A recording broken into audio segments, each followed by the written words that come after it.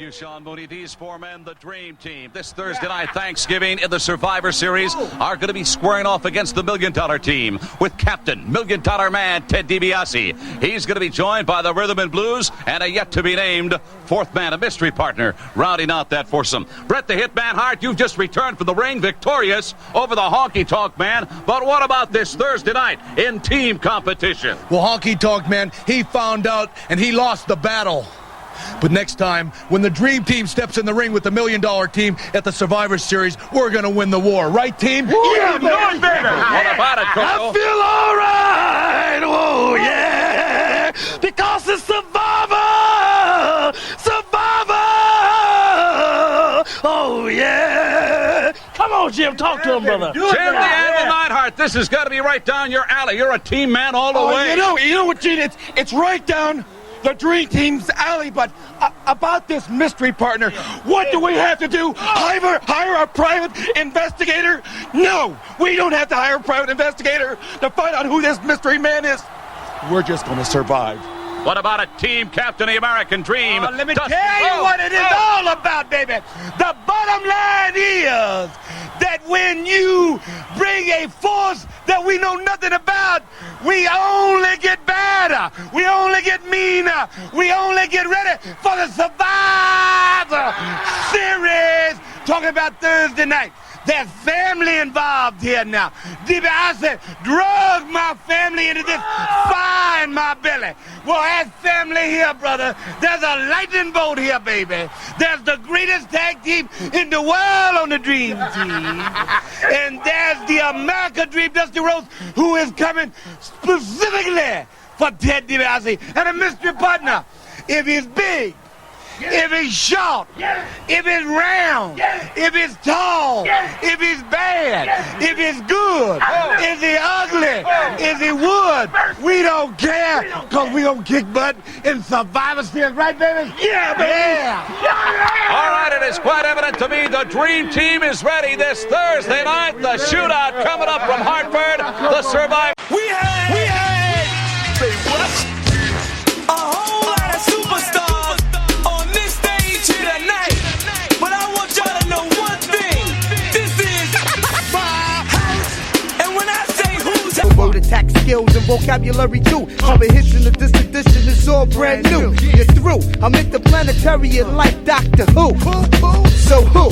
Fuck your beef, no relief. I step on stage, girls scream like I'm Keith. And welcome. We love you, and we're glad that you're here.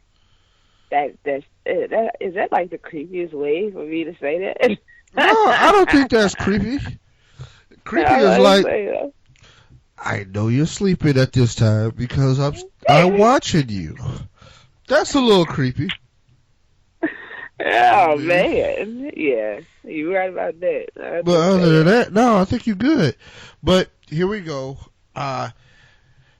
This show is going to be action-packed. I can't tell you how long the show's going to be, but I know we're going to run past the usual 90 minutes. But we're going to break it up into parts. So I take it, save it like a cookie. I'd unpack this Saturday early so I would get my NXT information. And then you can save the rest, but you want to probably unpack it early Sunday morning before Survivor Series. Some of the stuff in the middle, you can save for later. There's news. There's stuff we're going to talk about. We're going to talk politics and how it relates to wrestling because things have changed. Things have happened. The saga of Joey Styles, and apparently everybody trying to fire Joey Styles right now in these streets. Man. I mean, because I didn't even know he worked for trying to fire Joey Styles. Right. So, we're going to talk about it because I think it's interesting. I think it all ties to one particular narrative. And wrestling about to change, man. Understand. There are some things that are going to change fundamentally. And they've already been in the works, and they've been in the works for a long time due to certain people's aspirations. But it's about to get real. So, we're going to talk about it. Other news out there, New Japan got the World Tag League going on right now. That kicked off yesterday. I'm going to give you a little history on the event. Tell you some notable winners and, even some second place teams. And just kind of, give you some more wrestling because there's a lot of wrestling going on. So, Keish, we can take this to Monday. Work our way to the end of the week. So we watching Raw. Is the final Raw before Survivor Series. Survivor Series is one of the big four pay-per-views. Probably the second oldest pay-per-view. Might be third oldest. I don't know. It's been around 30 years. So I'm going to say it might be the second oldest. Because Royal Rumble came around in 88. I know that's the first Royal Rumble. And SummerSlam might have been around 88 also, or 87. Right. So Survivor Series comes in 86. So Survivor Series is the second oldest pay-per-view in the company's history behind, of course, WrestleMania. And it's still active pay-per-view. So both brands are going to be there. There's going to be a lot of inter-brand matchups. It's kind of like a brand war, bragging rights kind of thing. You know what I mean? Going to go down a Survivor Series. And then, absolutely. There will be this grudge match going on. So, Monday, Team Raw got to get ready. All the Raw teams got to get ready. So, how do they do it? They have a few scrimmages. They need to make sure that the main event team, this is how I look at it. Okay, the main event of the show is probably Goldberg and Lesnar. But the main event of the Survivor Series matches is the men's match. The 505 between each brand. I mean, I think that one is the one that we're going to say represents each brand. So the tag and the women probably are going to split 1-1. This is going to be the one that represents, like, whose brand is superior. Fair enough. Well, you know what? Also, the Intercontinental title and the Cruiserweight match might go 1-1. You know what I mean? That might split it up, too. But even if it's like the whole night goes one way, I think that match might go the other way, and will make it seem like this one match shifted back to balance of power. However we look at it, right? But Raw is definitely concentrating on the 5-on-5 match. And they felt that team needed some work, so they need to learn how to get along. So we put Roman Reigns and Kevin Owens on the team and said, look, you idiots, tonight get along, and you will face Cesaro and Sheamus. Cesaro and Sheamus. You two idiots need to get along. You'll be a part of the tag team match. Go in there. Keish, give us a little bit of what happened. We get in there, right? And the match itself wasn't bad, but Kevin, being Kevin Owens, he just like, hey, I'm not tagging in. Like, Roman, you got it. You good. You know what I'm saying? You can handle it. We straight on that. And Roman just like, dude, like, are you serious? Like, really? So he's pretty much handling it by himself. At this moment, it's no longer like a tag team match. It's more so like a 2-on-1 handicap. But Cesaro and Sheamus, of course, have their issues. They can't even like effectively like tag each other half the time. Like, it's like, hey, I'm gonna slap your arm, I'm in. It's never like, the whole tagging situation is never like, oh, bam, let me hit your hand, I'm gonna actually tag. So, of course, Owens is blaming Roman for the times where he feel like they're kind of losing. And then Roman dominates the match again. By the time he's ready to hit the Superman punch and the spear and everything, this is when Kevin want to come in. He wants to save the day. They get into an argument. Kevin Owens gets hit with a roll kick. Roman Reigns hits Sheamus with a spear. And then, since Roman is not the legal man, he just pulls Kevin over on top of Sheamus, like, here, there you go. Now you can get the 3 count. it was hilarious to me because it showed the dysfunction and teamwork that Kevin Owens and Roman are going to have, and Cesaro and Sheamus have been having, but at the same time, you could tell that Cesaro and Sheamus have become more effective as a tag team, considering that they not want to tag with each other, but they start to understand that this is a situation that's not going to change anytime soon. So you see a little bit more unity, of course, between them two, but at the same time, it was hilarious. It was all pretty much like every man for themselves, but not really type situation that is funny to watch the four men get sucked into. I thought altogether that it was a good match. I give it that, you know, but I got to give it a KO for being classic KO and standing over to the side and not really getting his hands dirty too much, because I mean, hey, he wouldn't be Kevin Owens if he didn't pull a classic heel stunt like that. So, but that was the match in itself. And this is how we started off Raw, people. This is exactly how we started off Raw. Yeah, here's the thing. I think that match was a good throw. It established. Here's the thing. It was a little comedic. It made the heels look stupid. It made the baby faces still look strong. Right. Roman and Cesaro really don't come off with the comedy is more between Sheamus and Kevin. But it works out and it establishes the mood. Our second match, Sami Zayn took on Bo Dallas, and Sami won, which is weird, you know. Anytime Sami win on TV, Keisha, I'm shocked. Wow. I'm shocked. That's I'm funny. like, they make Sami lose all the time. Sami loses all the matches. And yeah, I'm going to call, his name's Sami, but I'm going to call him Sami. Of course you are. Like, you know, he needed like it 1950 style. Sami. I mean, it's funny how this man that no one really had faith in at one point is now all of a sudden getting every level of support because he's pretty much by himself.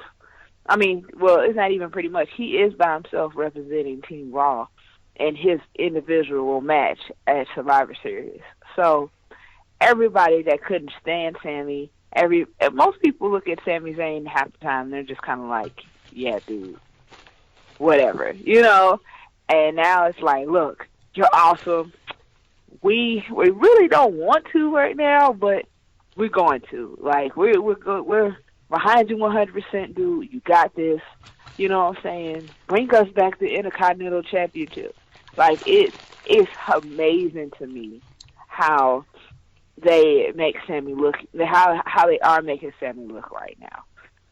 I hope that it is not all in vain, of course, but at the same time, who knows how they're going to play this out at Survivor Series. He did look good, though. Like, it's funny how people can quickly dismiss someone's incredible talent. I think Sami Zayn is an awesome wrestler, and I always have. I just hated the way they were doing him on TV, and I'm glad that now he's getting a little bit of shine, and that he's getting an opportunity to show himself a little more, you know? Because I had already thought that the Sami Zayn, Braun Strowman thing was just off and really retarded. But at the same time, I mean, who else would... I mean, it's not the first time we've seen the big man versus smaller man thing. You see it all the time. So it's like, I am glad that he is now placed in a better situation when it comes to this. So I'm rooting for Sami Zayn. I'm way behind him 100%. And I think that we can agree that he just might do it, you know, just might do it at Survivor Series. But we'll get to that when we get to the to the preview. So. Yeah, I mean, I've always contended that he has the potential to be a poor man's Daniel Bryan. Of course. But, I mean, yeah, I never know what they're doing with him. But I never know what they're doing with anybody, to be fair. Right. Like, I don't know what Bo Dallas is doing right now. But, today he had to take that L. He did.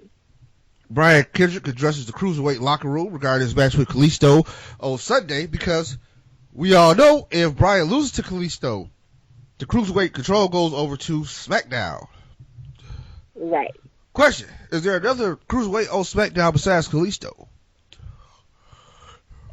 Is there another Cruiserweight? Yeah. Yeah, I guess. I mean, yes. like, that's my question. That's a good question. How did he get to represent That is a good SmackDown? question. That's all I'm saying. That's what I want to know. I thought the Cruiserweights were all going to Raw, so I'm just trying to figure out how he get to represent SmackDown. But neither here nor there. I mean, that is a good question, though, because it begs the question of how did he get displaced in all of this, because he is a Cruiserweight if he's fighting for the Cruiserweight title, so how did he get on SmackDown? How did he end up on SmackDown? Right. Like, also, it's kind of funny because we got them jockeying for position, but we're going to have 205 live. Really? Right. Does a brand need Cruiserweights if the Cruiserweights already going to have their own show? that's what I'm saying. Like, that is a great question. I mean, what would be the point in constantly fighting over something that really doesn't need to be fought for, because the Cruiserweights are going to have their own showcase. So they're going to have their own show to demonstrate their own talent. So they don't really need to be on SmackDown or Raw because they have their own individual show. But at the same time, maybe I can understand, like, it is what it is. So we'll see. I mean, I just really, it's really interesting to see how this is going to go, and how this all plays out. I am interested in seeing how this all plays out. Like, because I think it was you, Keith, that had posed the question of, like, well, no, it was, I think I was having this conversation with somebody else, and they pretty much were like, well, they're probably just going to move it because of 205. And I'm like, but that still doesn't make sense. Like, it's their own show. Like, why would they need to switch just because they have their own show? They would need to switch programs. Like, that don't make sense to me. Because then they would have to switch the timing of the program too, right? Even if they were to switch back to Raw, like they're not going to switch the timing of the program. It's still going to be the same. So yeah, I didn't understand that either. Whatever brand they're on really doesn't really matter, because what I'm going to guess, they still are recording on them 2 days. So what they're going to do is pre-tape the Cruiserweight show, and it'll be taped during Raw or SmackDown, similar to how Superstars and Main Event both are. Right. What happens is they'll have the match that they probably show on Raw, but then they'll record a dark match or two, and they'll put them in the tank, and then they'll show them on Friday night when the show actually kicks off. That's more than likely how that's going to work out. Or Wednesday. I forget where the 29th is. So that's more than likely, which I'm going to think is a Wednesday now. That process in my head. The 29th is a Tuesday. It was a Tuesday. Okay. So you can see that coming on. So that makes it pretty much seem like, it's going to be a SmackDown thing. Right. Because they're recording on SmackDown days. And it's 205 live. So. Which makes sense. I mean, it does make sense when you put it in that kind of text. But, I mean, they're still going to be pretty much on their own. So it's like, okay. Like at times I really just don't understand, like, what's really going on with it. But, I mean, I guess it's not for me to really try and process at the time. So I'm not gonna try and do that too much. I'm just gonna let it kind of ride out and let it be, and see how it goes that way. They get rid of that cheap ass belt though.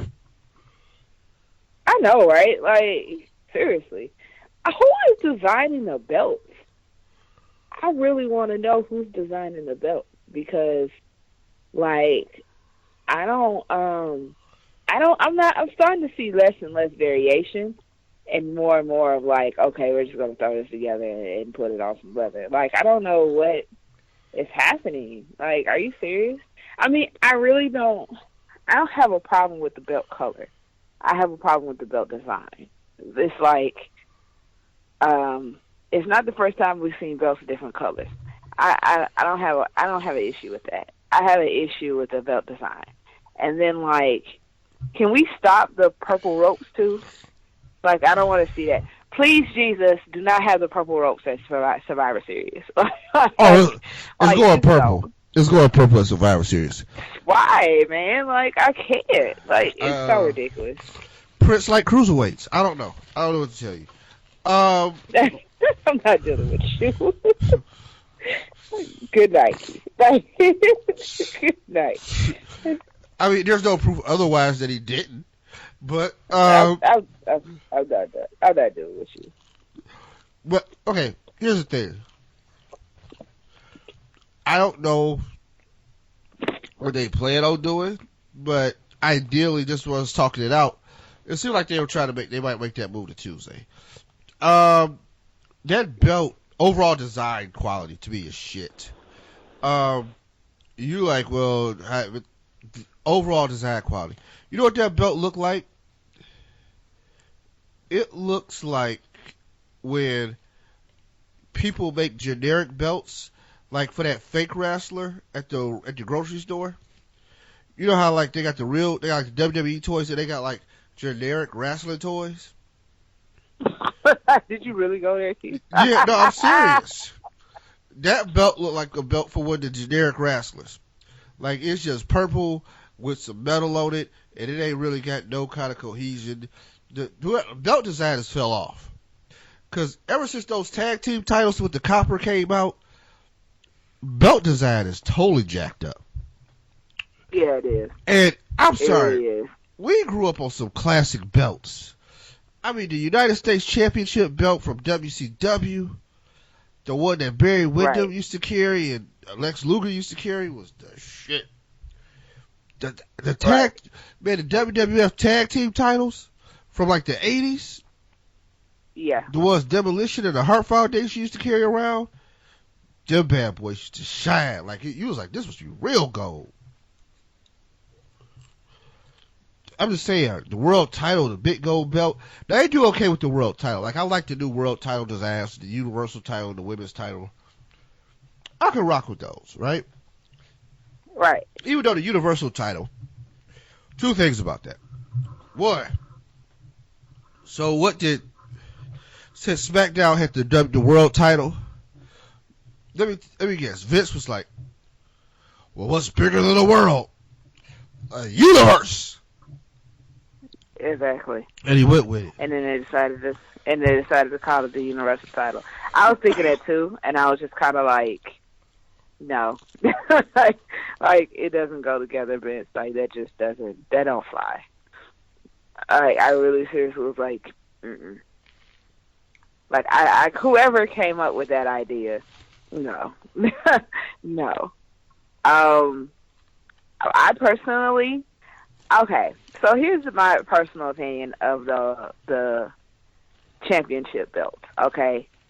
Like, to me, it is, I like it, but at the same time, I also think it's kind of lazy. And the only reason why I say that is because they're all the same except the wording and the actual colors. Like, I mean, I do like the women's belt, the women's championship belt being of the same design as the men. I do like that idea. At the same time, I wondered, like, is the colors the only uniqueness that you got to give these belts? because I felt like each belt should have like something unique about it other than the colors. Like that doesn't need to be the only unique thing about the belt. Like I understand like the Universal titles on Raw. I get that. You know, like the Raw Women's Championship is on Raw. Like that makes sense. But at the same time, like have the belts have something about them other than their colors. Like shape them different. You know, you can change the design of them a little bit. You know, just you can tweak it, but I guess that wasn't something that was thought to happen when they made them. Because of course, if you're gonna make them be equal, then you're just gonna have them all be the same design, and I get that. But then I thought about it too, and I said, well, if that's the case, then why did they make the Cruiserweight belt look like it does? And why did they make the tag team title belts? Why do they keep the tag team title belts looking the same as they do? Like, why not change the design of those two so that they can be similar to the other heavyweight title belts? But then again, you know, it goes along the lines of uniqueness. So I guess it's a little confusing to me. Like, I have to honestly say, it's all a little confusing to me how who had decided, you know, that these belt designs were what they're going to be, because of course someone had to approve this stuff. So like I guess it is what it is.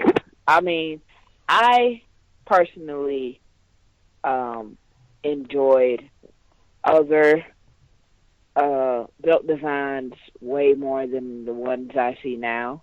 I do like the heavyweight title belt, the world title, of course, the universal title. I do like the belts, but it's a lot of questions that I need answers for. So that's just me, though.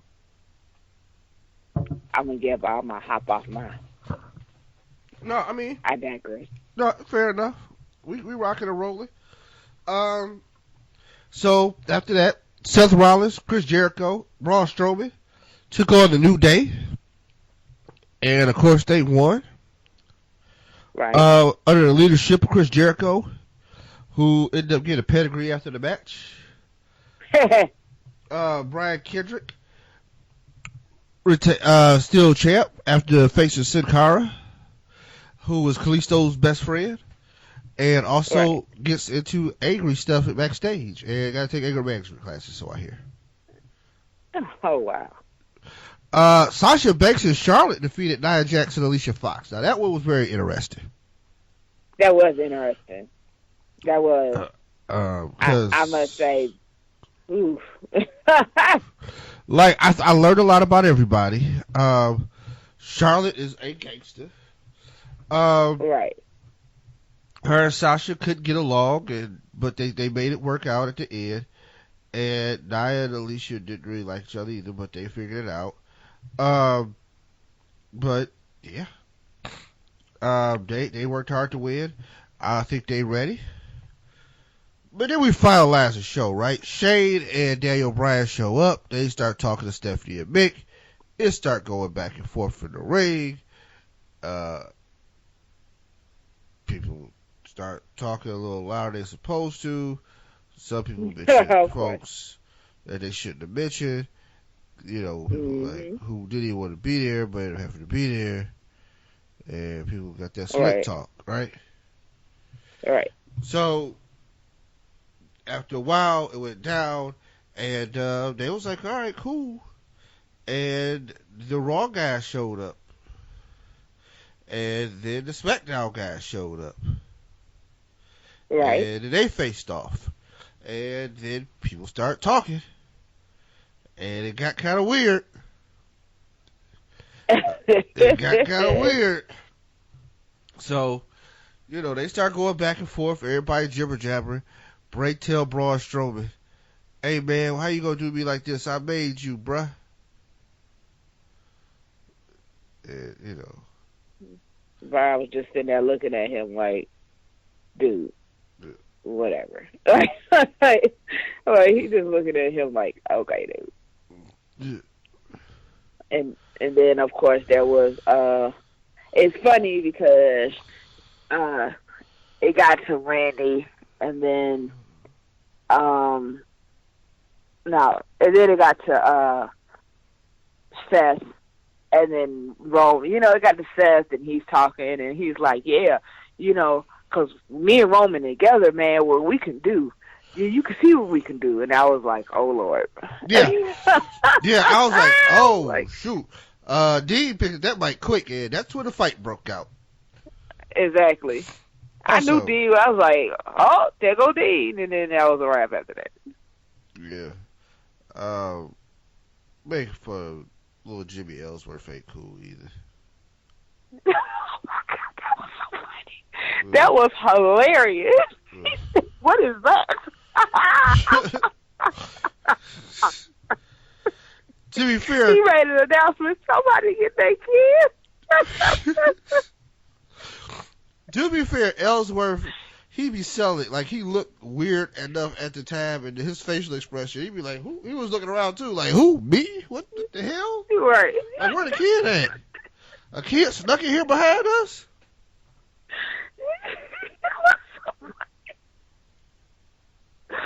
That was too funny, man. He put him on the list for looking weird.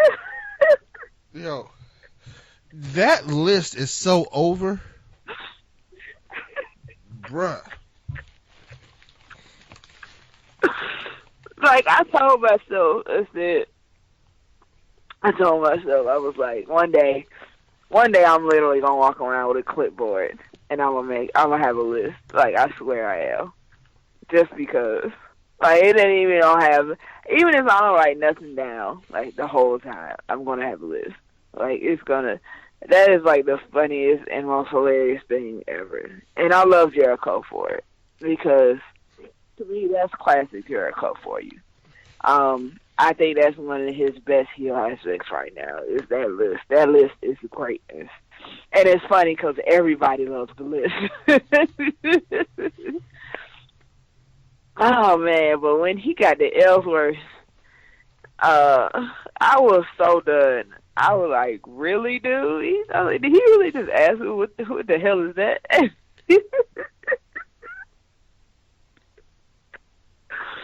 Oh, man. Okay. All right. In all seriousness, though, did you see the way Strowman took out Shane for a second? I was like, dude.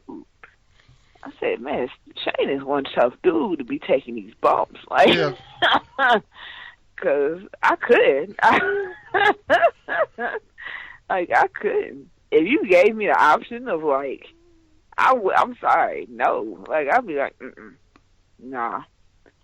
I can't get attacked by anybody, not him. Like, I'm not rolling with that. But, I mean, if he didn't, to me, like, then it wouldn't show Shane's strength. You know what I'm saying? Like, I'm glad that, I'm definitely glad that it's funny because the way that the fight happened, it really was, I think it was methodically put in the correct places, No, it was. And of course, it was. Yeah. I think it was put in the correct places. Definitely made Raw look strong. Definitely made them look strong. So I was definitely excited for both teams, actually. And I'm glad that it didn't just end up being just a confrontation. Like, the fight had to happen. So, all in all, it was an awesome show. I thought that Raw went perfectly. So. Yeah. And who doesn't enjoy the New Day throwing around random merchandise? Like, I just really want to be in a crowd when they throw out boxes of Booty-O's. I'm just saying. Like, just let me get a box of Booty-O's and some of those socks, please. Yeah. Like, the thing is, you gotta cover up the Booty-O's label for me, because I can't in good conscience eat some Booty-O's. And see, if you say it fast enough and you say it the right way, it sounds even worse. So, you know what I mean? Because I have to recalibrate my own hearing for myself. I'm like, did I just say booty holes? Because that ain't the name of their cereal. I ain't trying to mess nobody up. Like, oh, wow. Be sitting at how do you really tell somebody? Like, they call you on the phone, you're sitting at home, you're like, hello, hey, what you doing? Oh, nothing. I'm just sitting there eating my booty-os. Like, what? Like, Right. like, somebody that don't know what that is, they be like, excuse me, say what? Like, you want to run that by me one more time? Like, did you just tell me you eating boots? Like, no, dude. I'm not even with that. Like, Right. Like, no, you cannot hit the blunt. Nope. Nope. Ooh, buddy. Like, we're done with that. We're done with this conversation entirely. Like, no, I'm hanging up. Goodbye. Good night. Like, I'm not. Right. Not. Right. But So I applaud WWE for making booty-os a real thing. Like, I do. I seriously, you get a standing ovation for me for even making it a real cereal. Like, I was thoroughly shocked at the fact that they start selling boxes of these. So it is what it is. yeah. But that's my. I'm done with Raw. I can't. Because we can get on this video discussion like all night. Like, no, that's not necessary. Yeah. So it is what it is, though. It is what it is. Right here, we up on it. We're going to do the break. We're going to come back with news, birthdays, SmackDown. Then we will come back with TakeOver and Survivor Series. Action-packed week going up to Toronto. Keith and Keisha got it all for you. Be back on the other That's side. right. About the big one this Thursday night, the Thanksgiving tradition. I'm talking about the Survivor Series, the Ultimate Team, with team captain, World Wrestling Federation champion, the Ultimate Warrior, joined by the Intercontinental champion, of course, the Texas Tornado, along with the Legion of Doom, Hawk and Animal. Gentlemen, this Thursday night, the perfect team, Mr. Perfect, and all three of Demolition. That's right, Gene Oakland, the perfect team. They say they can do no wrong. Well, you better get your turkey dinner in early, boys, because on Turkey Day, you may be eating your turkey through a straw. A liquid diet is what you're going to consist of, because you can't chew turkey when we kick your teeth down your throat. All right, as you know, all four men in team competition. However, I see some individual matchups taking place. One quite possibly could be you, Texas Tornado, and their team captain, Mr. Perfect. Well, first of all, I'm getting sick and tired of hearing the perfect team. I'm tired of hearing Mr. Perfect say how perfect everything he does is the perfect this and perfect that. Well, I'll tell you what, Perfect, you can't run, because I've got the Legion of Doom and the Ultimate Warrior looking out for me. So, Perfect, bring it on, because it's you and me, boy. All right, let's talk about some of the possibilities we might see this Thursday night in the Survivor Series. Maybe in this team competition, a 4-on-3, 3-on-2, 2-on-1, maybe even a 4-on-1, Hawk. Odds make no difference to us. We've been fighting them all our life. And being so vastly far from perfect, speaking for myself, of course, I wonder what it's like to make somebody who thinks they're perfect look very imperfect in front of a lot of people. All right, team captain, the World Wrestling Federation champion is psyched for this one. The Ultimate Warrior, your thoughts here at the 11th hour. Surrounded by the force field, my warriors channel to us. Even you, Gene Oakland, cannot escape now. You must stay with us until D-Day, this Thursday, Turkey Day. Maybe then you will be released, but until then, I will program these individuals to stay unstructured and unbalanced. All right, there's the lineup. The Ultimate Warriors and the Perfect Team. I'm very curious to find out who will survive in the Survivor Series. Love our wonderful birthday segment. Birthdays! It is November. Well, getting late November. Keish, 2016 is almost over, and I personally would like to finish it up next week if possible. All right, thank you. Like, can we please? I need January 1st to be like tomorrow. I'm just saying, man, dude. All right, this is the year that Trump became president. England left the EU. I'm not gonna get to how many people dead, man. Shit. Right. Like, that's a list a mile long, man. It's like 2016. Lord help me. Everybody. I'm like, shoot, we do not need 6 more weeks of this shit. All right. Exactly. That's way too much time. And that's not even getting to, like, that's just talking about, like, everything on, like, an outside national scale, an international scale. And, like, 2016, it was just a horrible year, and I really just need it to be done. Like, please and thank you. I'm just saying, just end it already. I can't, man. And I can guarantee you this. There's at least one person out there that thought 2016 was just incredibly awesome, and they suck at balls. Like, you really do. If you thought this year was just greatness, like, you really just suck ass. Like, I can't even, like, sugarcoat that as much as possible. Like, no, I'm not even finna do it. Just bye. Like, get out my face. Like, just all the way stage left. Mm-mm. So, yeah. I think that's the consensus of, like, not only immediate family, just everybody I know, period. Yeah, 2016 just needs to be done. Like, I wouldn't be surprised if this is excluded from history books in the future. Like, people be like, yeah, let's talk about 2017. Like, wait, what happened in 2016? We don't talk about 2016. Yeah. It was 2015, 2017. You know what I mean? Right. Like, we don't talk about 2016. Like that never happened. You ever been in tall buildings and they don't have a number 13? That right. Shit go like 11, 12, 14. Like, y'all don't My building, the building I work in is like that. Like, we only have, like, the 14 is our top floor. Like, that's the top floor. Like, it goes 12, 14. That's the top floor in my building. Like, I know that too well.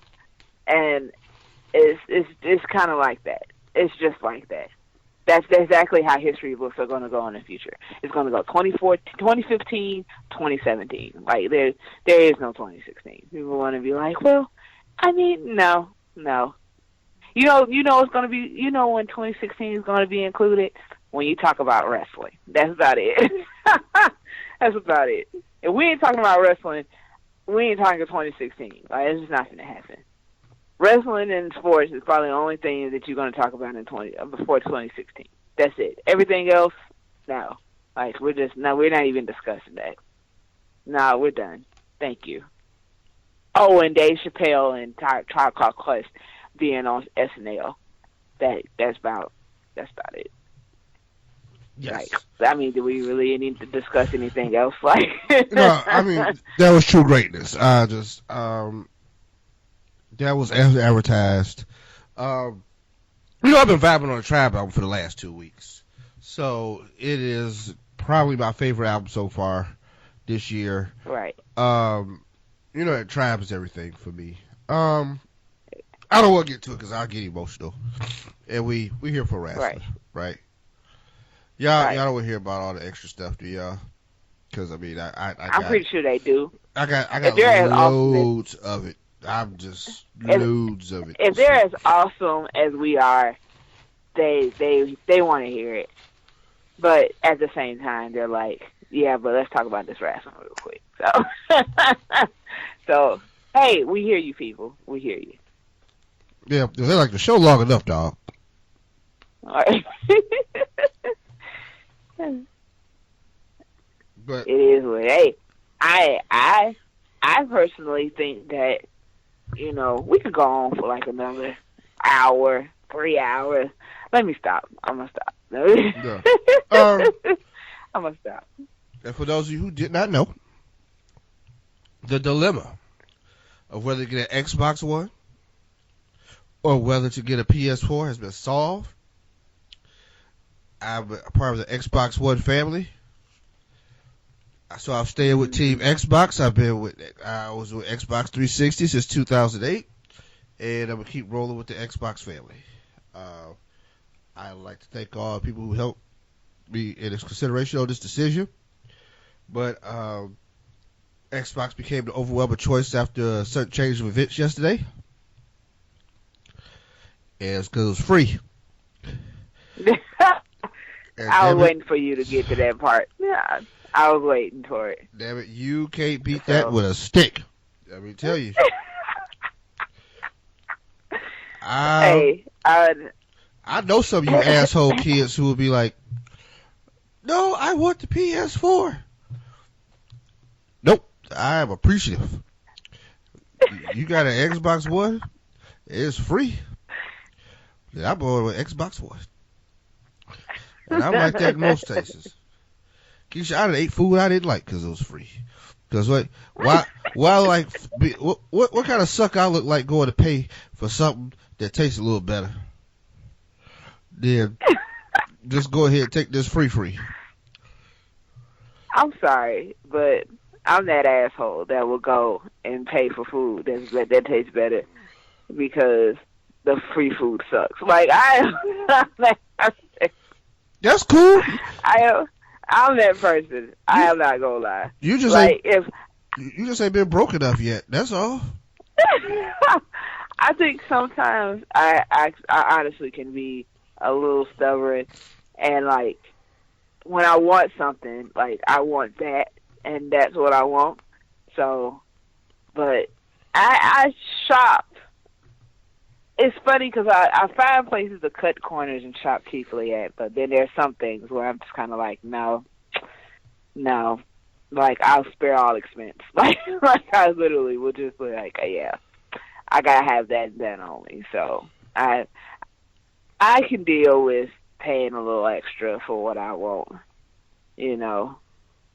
So that's just me. Now I'm not gonna sit here and act as if I have not ate things that were free that I didn't like. That has happened. I have been hungry enough.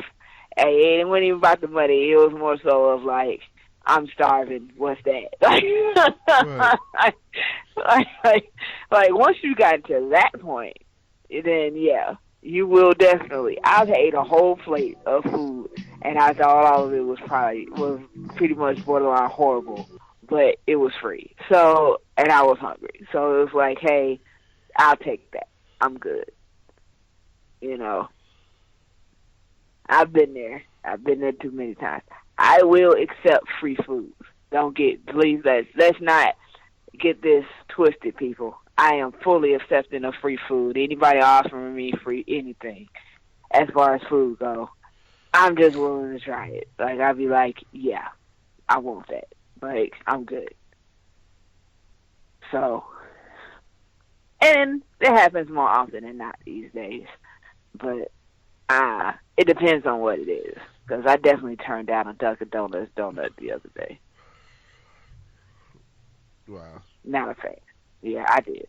I'm not going to lie about that one. So. Yeah, because I keep going on about the Xbox One, but that's just too much. It's free. Well, I give you some background. Keith, I was surprised it was there. Okay. Usually your boy do not get to come up in that kind of stuff. In a family about our size, and the fact that all y'all live significantly closer to me, everybody always get the trickle down before I do. Which is true. It's true. I don't complain, but secretly sometimes I'll be like, damn, I wanted that.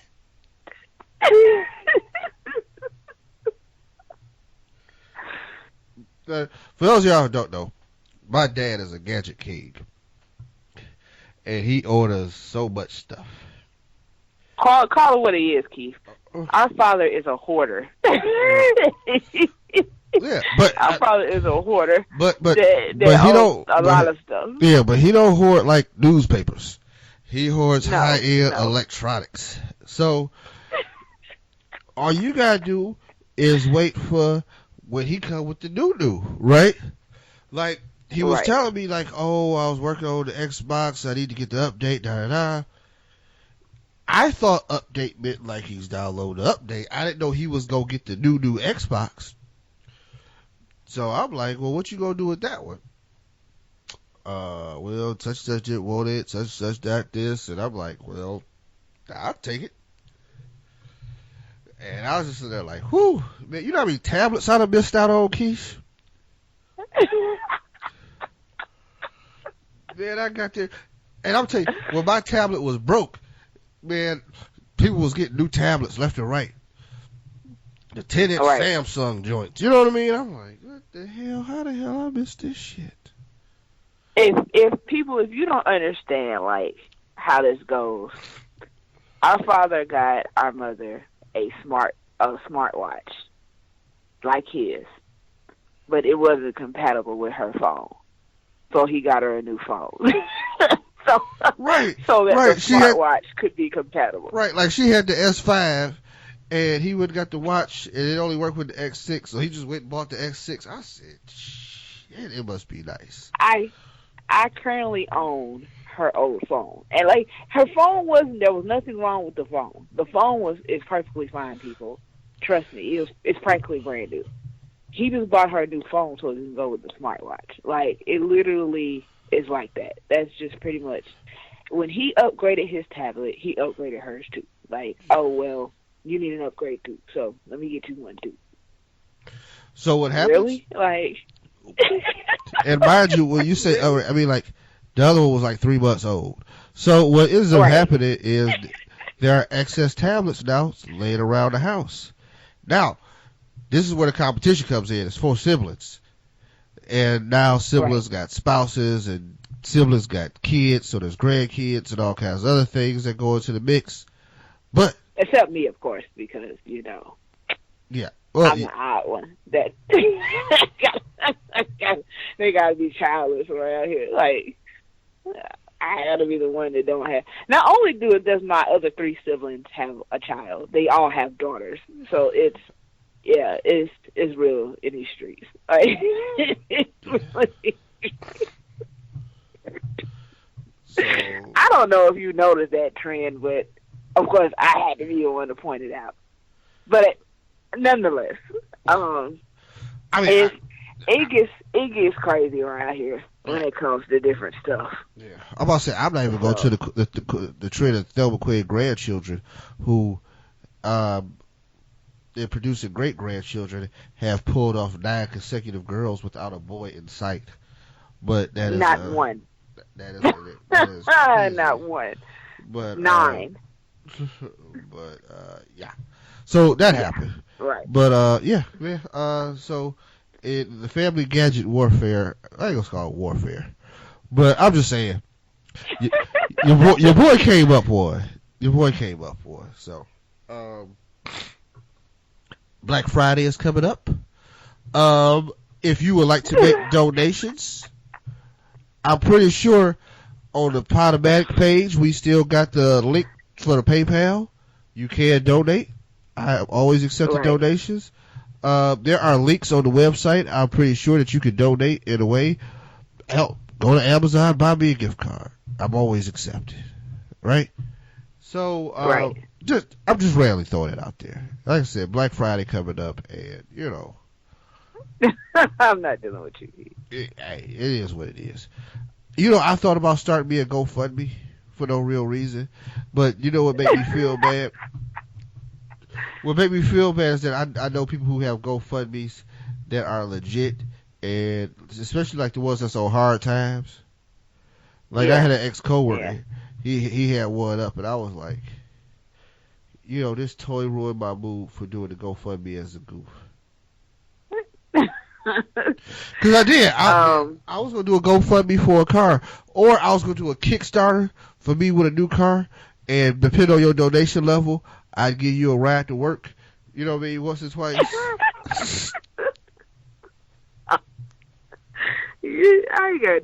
can't deal with you. I have seen GoFundMe's for like the most ridiculous shit. Like literally.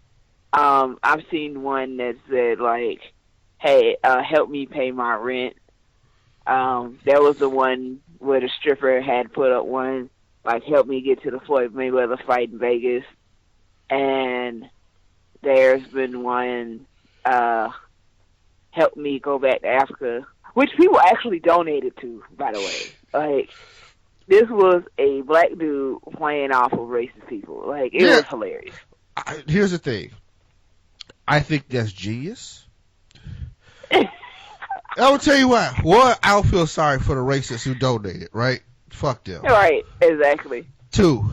Exactly. For what I've learned from social commentary in this country, racists really like to donate to GoFundMe's and Kickstarters. And I know this because every time somebody kill a black dude, man, he always got his legal defenses paid. Right. George Zimmerman got $300,000 on the fucking GoFundMe. And I don't even think they start them. I think people just do it for him. Darren Wilson, when he killed Mike Brown, had hundreds of thousands of dollars in donations because people was just like, just in case you need it. It'd be some random person that probably don't even know him, and it started, and then it like makes all this money, and I'm like, seriously? Yeah, you know, not one random person. When you get $300,000, that's a lot of fucking people kicking in. So right, exactly. I'm just saying, but now that, hey, depending on who you look at, who's the president, you can say, oh, well, I see how that happens. I mean, 61 million people voted for a guy who probably hates Muslims. So just understand that, hey, that might be my angle right there. Hey, I'm trying to go back to Africa. And man, Keish, I will show a picture of a plane ticket and a passport. Yeah, because he didn't make like it, and if you think that he only made like $10-15, no, he made like a clean like $300, within a matter of like a few days. Like it really was that serious. No, I'm trying to make thousands. I'm trying to make like 400,000. I'm trying to quit off this. And he hasn't taken it down. He has not taken it down. Because he ain't reached his goal. $300 ain't no goal. But then of course there are the ones that have legit reasons to. There are the people that have legit reasons to have a GoFundMe. I've seen plenty of those too, especially with friends from my own Facebook community timeline, Facebook friends. You know, I have seen that, and that's why I've never started one. Because I've seen people that have legit reasons to have a GoFundMe, and I'm like, you know, and I give respect to the ones that do have a GoFundMe for a legitimate reason, you know, that actually need a GoFundMe. Right. But, you know, but then you get flooded with the ones that don't have no reason, like the one I seen where it's like, hey, help me get some beer for the weekend. Like, what? Like... No, I honestly think that's 100% fair that young man decided. I like honest people, Keish. I like honest people. I was outside the liquor store the other day. Dude said, hey, man, can I get some money for some beer? I said yes. No need to sit here and make up some bullshit. You know what I mean? No need for us to go through some weird song and dance where you try to tell me you're trying to get a sandwich. I mean, you're in front of the liquor store.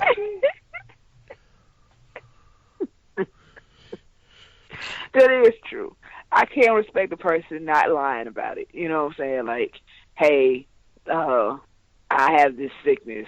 Can you please help me? When they really just trying to throw this party and, like, have, like, the best 30th birthday ever. Like, no, just tell the truth. Like, so I do respect people's honesty. I give them that. I do give them that much. Because you're right. It's better to be honest about the situation instead of just completely bold-faced lying and then making it worse by dragging everybody else into it. Like, hey, can you help me get some food when you really don't intend on eating anything? Like it's like, bruh, why you ain't just say something? you know. Right. So I do give him that. I do applaud the people that are bold enough to make the GoFundMe's for like the most ridiculous. It is. It is what it is. But let's get to birthdays because it's gonna be pretty quick. I'm gonna get in and get out. Today's the 19th when this show drops. And the only birthday is the late great Miss Elizabeth. Wow. Yeah. She would have been 56 today. Other than that, you don't have anything going down till Monday, where Nikki and Brie Bella will be celebrating their 33rd birthdays. You can't get awesome. what you can't stop. You can't get what the stars above. Don't. Oh, sorry. Just having a little bit of a moment. Not dealing with you, too. I swear on that. That's how I know I've officially pushed the line. Because we be at the crib, and especially at a family gathering, and I always say something over the line. And the first thing Keisha, person I'm not dealing with today is you. Right. I say it so much at work now. Like, while the people that work around me, they be like, "What I do, man?" I be like, "Yeah, I'm not dealing with you today." They be like, "Oh." Like, come on, man. No, I'm done. I'm done with you today. Like, we're finished. Thank you. It is the most hilarious thing. I swear it is. Yeah. I know this is really random, but you ever went to spell a word and then you just completely forget what you were saying in the first place? Like, I don't. I guess I'm a very weird person because I do that often. Yeah. Do you know I have to type words into Google and start spelling to see if I got it right? I've done that too many times. Exactly. I've done that too many times too. Like, let me see if I got this correct. Like, oh yes. Yep. Oop, I was way off. Okay. Right. But let's get to this news, Keith, because it's all over the place. Yeah, I let's don't talk know. about that. Please. Oh, God, please, let's get to that. Yeah, let's get into the news. Joey Styles pins an open letter regarding his fire from Evolve. He got political in a promo, and basically, not even got political. Pretty much, look. He made an off-color joke involving the president and maybe grabbing some hoo-hoo. And basically it was a joke on the president-elect, right? Right. And he was in the middle, he was doing play-by-play, and the color guy was a heel that he didn't like. There was supposed to be somebody else in between them to kind of moderate, but there wasn't. And then that guy was kind of killing him. He didn't know what to do. He came with something stupid. It was a bad joke, but Evolve fired him. Now, let me preface this, Keish. I don't have a problem with Evolve firing him. Right. Gave him specific instructions. I said Pacific, which I hate when people do that. Pacific is an ocean. Specific is a unique thing or direct thing that we are talking about.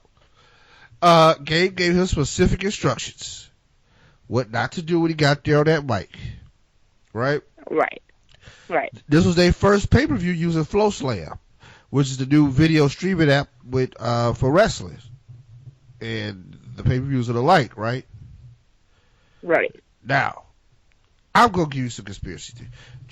Joey Styles also got fired from Chikara over the weekend because of this incident, which I don't totally understand.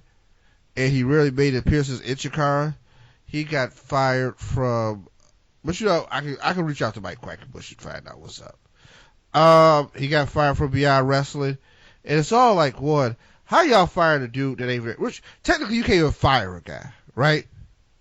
Because he's an independent contractor. You just ain't booking him again. Firing is like we are employees and contract. You know what I mean? So none of the guys really fired him. They just said it fired.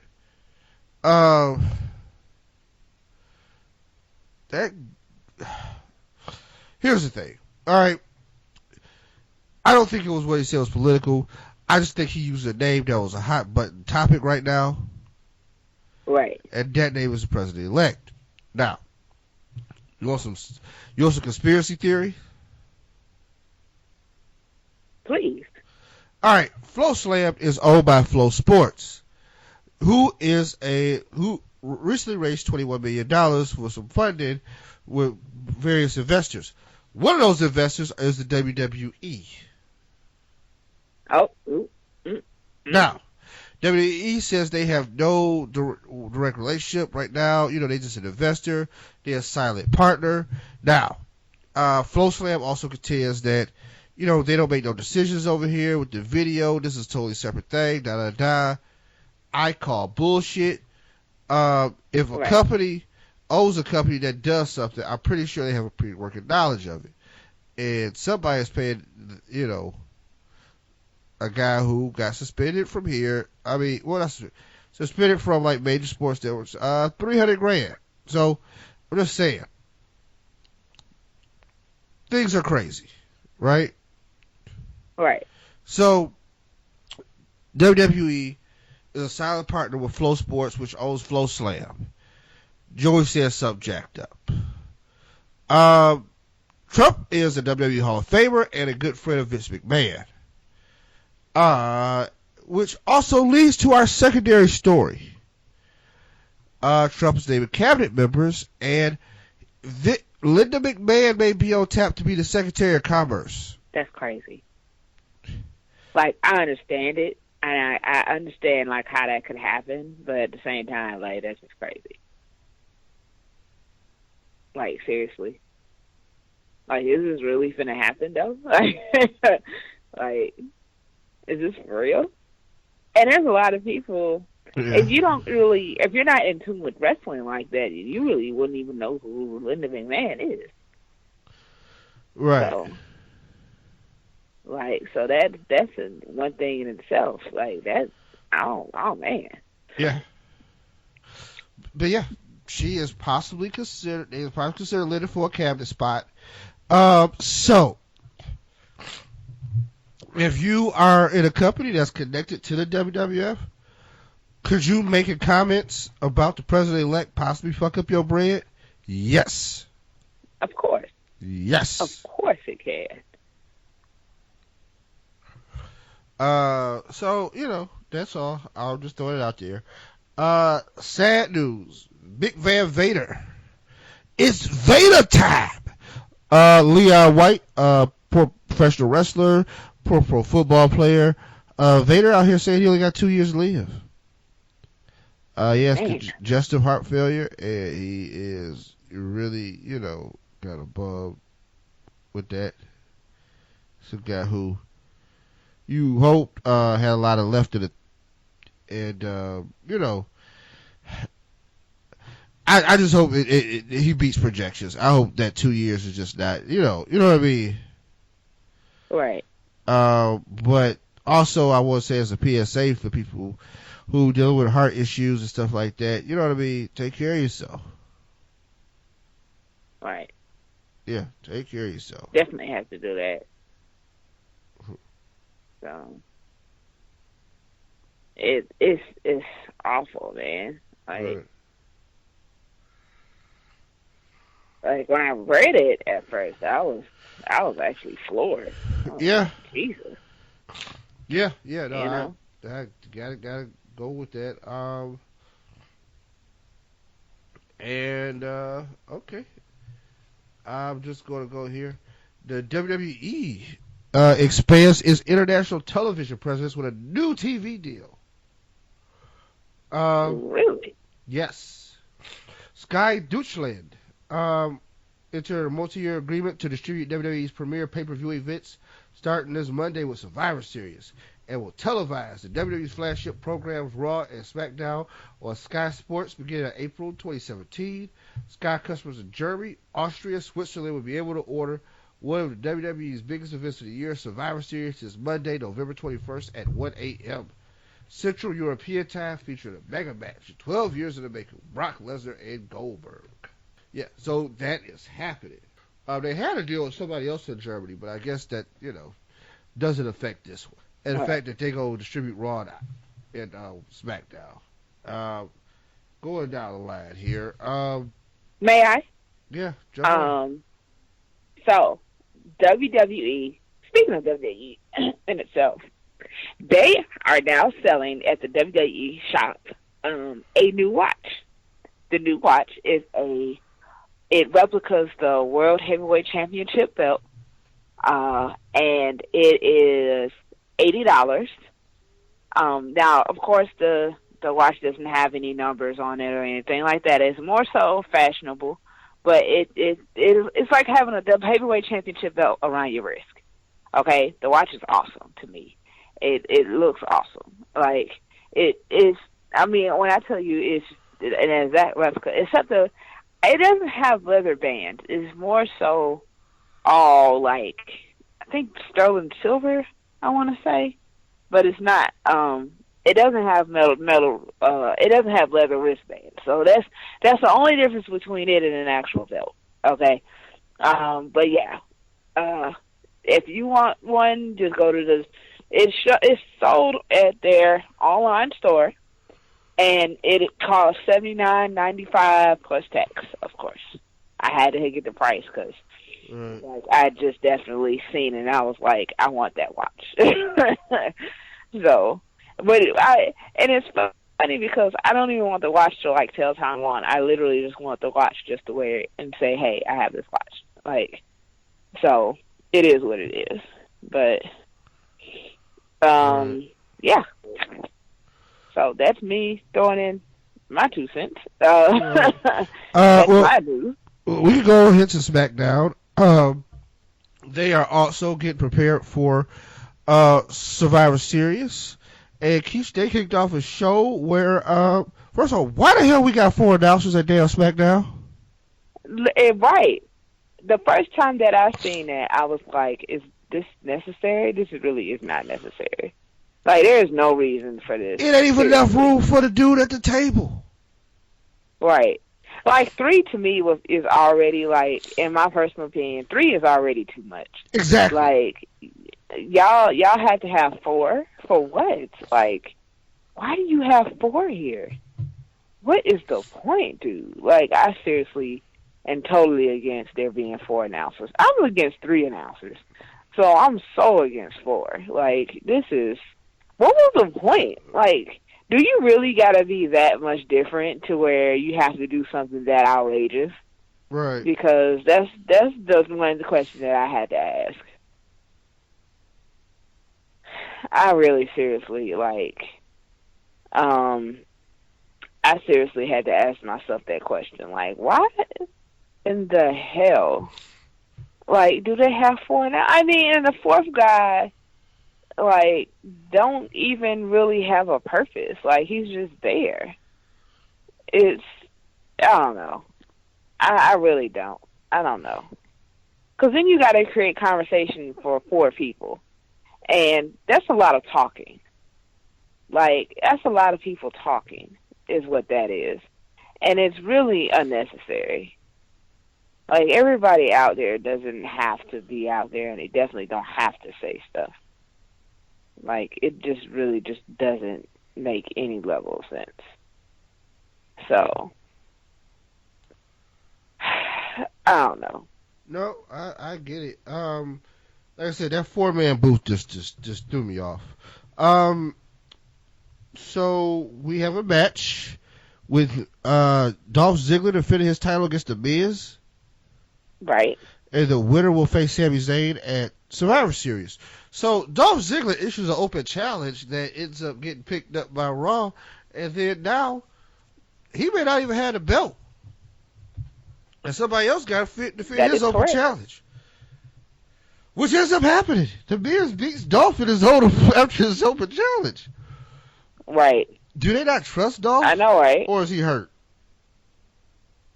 I personally think he might be hurt. Okay. I think it's more so than it's just. I think it's more so than it's just. He lost the belt and now he can't defend it. I think that he might be hurt.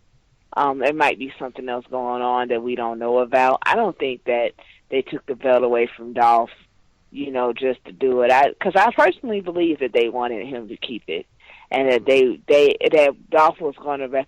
Because to me, I think a better match would have been Dolph Ziggler and Sami Zayn at Survivor Series. That's my own personal opinion, but I don't think they took the belt away from him just to give it back to The Miz. I mean, because even though The Miz was a great Intercontinental Champion, at the same time, like, Dolph is incredible all in his own way. So I think that he might be hurt. I haven't heard anything, though, about him being hurt or, like, something else being wrong. But at the same time, we didn't know Randy was hurt at one point, and then he ended up not wrestling their pay-per-view himself. So, it's really a little bit harder these days to detect these things, because sometimes you don't find out anything until after the fact. So it's hard to tell, but right now, I believe that they had the confidence in Dolph. I just think that he couldn't perform because of his own personal reasons. So I think he might be hurt. I really seriously think that he just might be hurt. I mean, who knows? I mean, who knows? Like, I know that for what it's worth, maybe somebody in creative decided that Miz should be the person to represent SmackDown with the Intercontinental title instead of Dolph. Maybe they just decided that this was the way to go as opposed to having Dolph. But my thing is, I mean, really, would it made a difference? Would it really have made that big of a difference to me? Like, that's the question that I have to ask. Like, would it really have made that big of a difference to have Dolph Ziggler there instead of The Miz? Like, is it really that serious? I guess that's just something that we'll never know, really.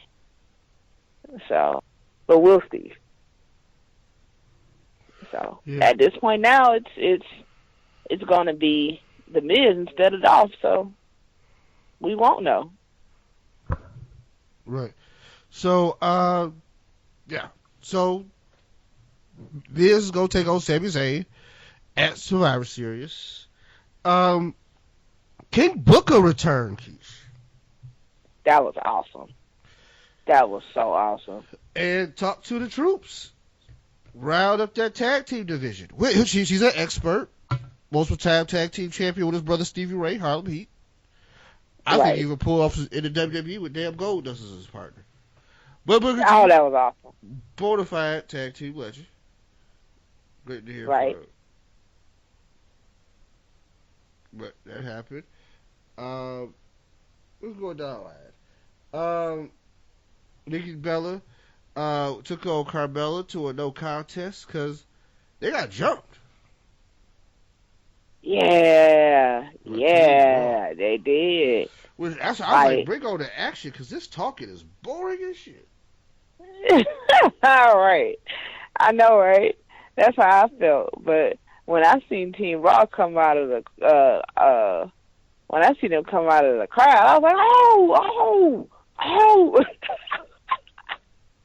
I think I'm not going to sit here and say I was way more excited than I should have been, because I was just as excited as I needed to be. Like, I thought it was awesome, man. I was like, yes. And it was funny because at first, you didn't see Nia Jax, but then all of a sudden Nia Jax come out of nowhere. It's just like, pow. I was like, yeah. I was way too excited at that moment, but man, that was an awesome segment. I personally thought that it was greatness to see the women's SmackDown team standing tall in the ring after the fact, and all of that. Like, it really showed some good, you know what I'm saying? Like, I will give my personal opinion about who's going to win and all that when we get to the preview, but at the same time, like, I was actually pleased with that part of the show. Like, I was thoroughly excited about that part of the show because one, I was getting bored with Nikki and Carmella. Like, I just can't stand Carmella. Like, I really can't. Two, I just thought it was just an added plus for that part of the show for that particular time. Like, yeah. And then, like, and it gave it what it needed to give it in order to get us set for Survivor Series. Because I don't know if anybody remembers or not, but we have 10 women that are going to be fighting in a elimination in Survivor, so a classic Survivor Series elimination match, and I am thoroughly excited because we have 2 women's champions that will be facing each other. This is grand. Right. And I'm in love. Yeah.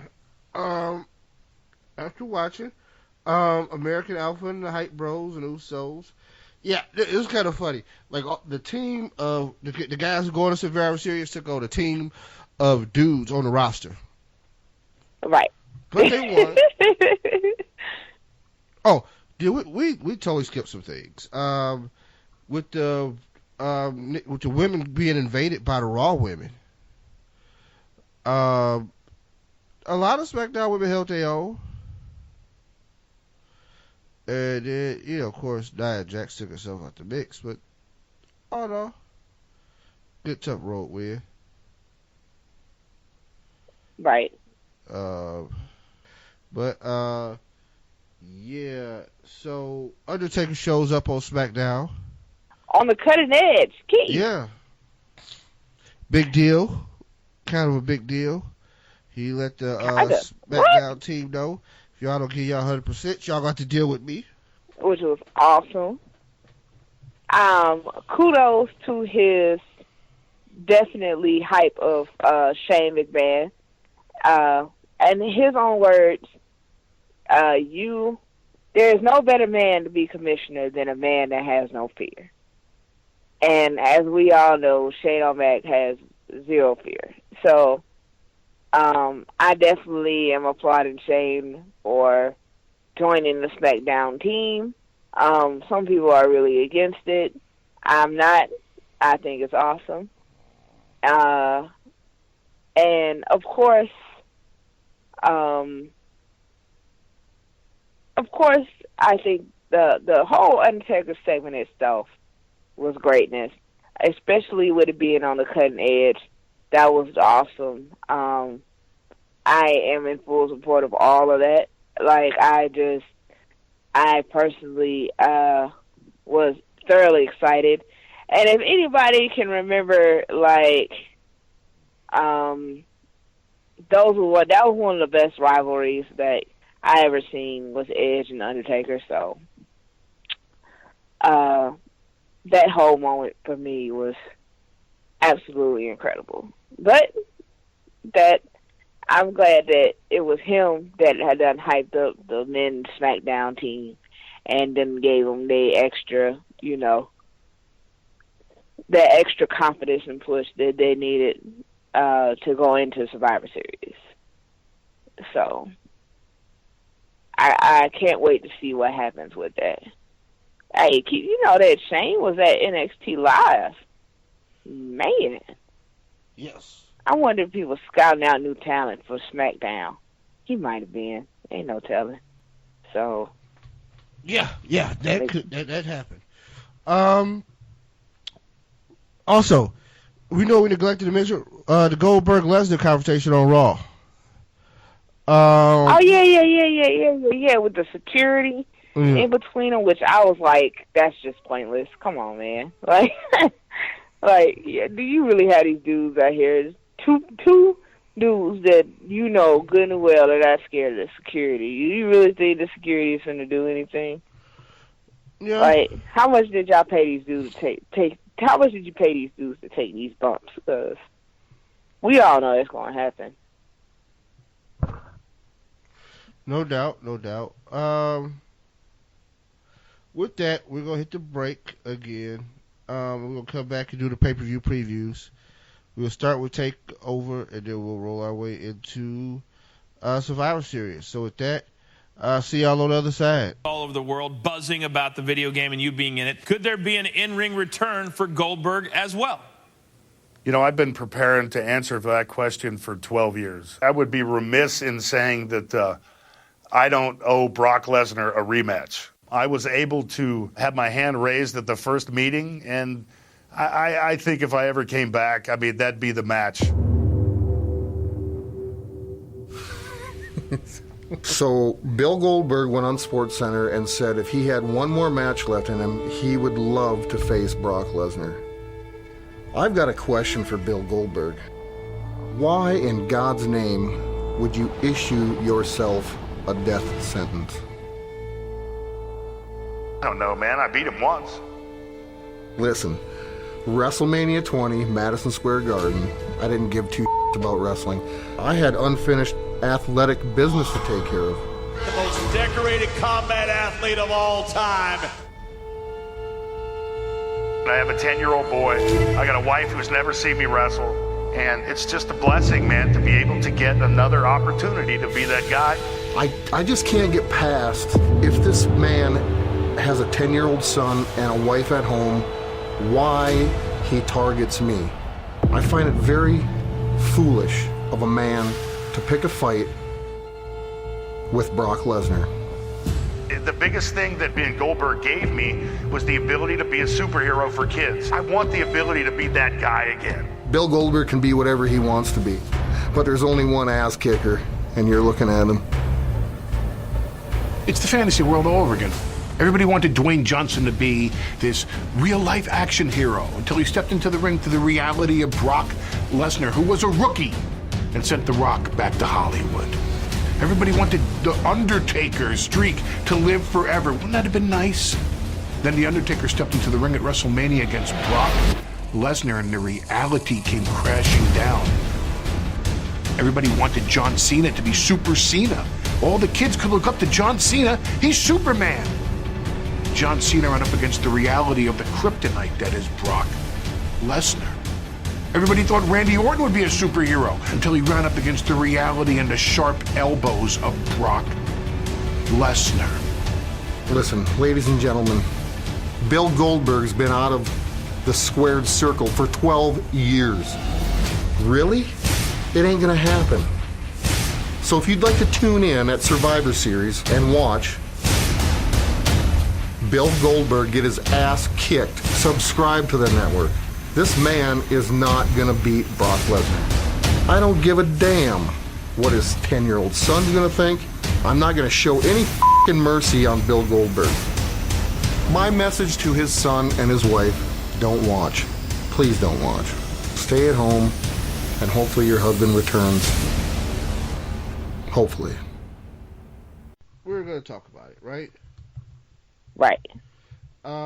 Let's go with TakeOver.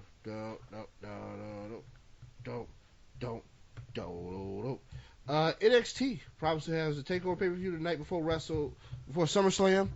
Keach, does this one have a potential for another NXT TakeOver being better than the WWE pay-per-view? Okay, I want to say this time, probably not. And I only say that right now because I feel Survivor Series might might take the cake this time. Like, I think the way the Survivor Series card is set up right now, it actually might just be the better show. So, it has its potential though. It always has its potential, but right now I just think that it might not be it. That just might not be the case this weekend. No, you guys. So, yeah. So going in here is TakeOver Toronto. I'm going to go down the line. We'll go down the card. We got the finals of the Dusty Rhodes Tag Team Tournament going down. Right. Shinsuke Nakamura defends his belt for Samoa Joe in a rematch Mickie James makes her return to WWE programming. So it's a lot going on, right? Right. 5 matches will go down the line. The Revival Tag Team Champions, Dash and Dawson, are taking on DIY, Johnny Gargano, and Tommaso Ciampa in a 2 out of 3 falls match, Keish. That's awesome. Who we got? Who we with?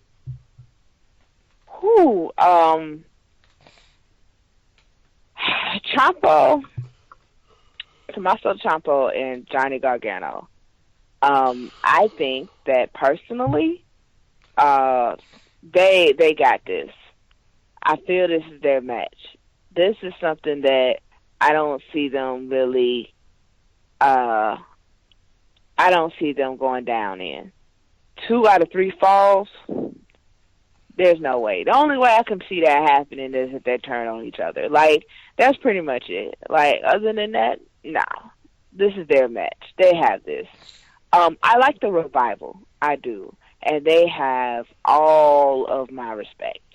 But when it comes to this matchup in itself, yeah, I'm giving it to DIY. Like, that just has to happen.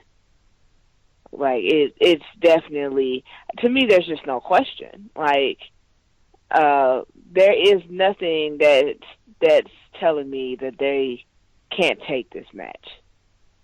So, that's my answer to that. I'm going to agree with you. I'm going to go with DIY. I think they've been building for this for a long time. Dash and Dawson been all over the place. I'm surprised they got that second title run, right? Right. Like, generally, after you have your title run, it's time for the main office. But they stuck around for a while, and it's going to... But I think they've stuck along a little too long. So, I'm going to go with DIY, too. I think 2 out of 3 falls is a lot. And I think this is a great build-up. So, one team will win one match, the other team will win the other match, and then we got the third one for the big deal, right? Right. Yeah, I think they've done a really good job of selling that. So, yeah, I'm going with DIY. Bobby Roode versus Ty Dillinger. Bobby Roode. Yeah. Bobby Roode. Yeah, definitely. I think the it factor is getting pushed a little more. And I think they got high hopes for him. Like, I think after Takeover Brooklyn and he got that ovation.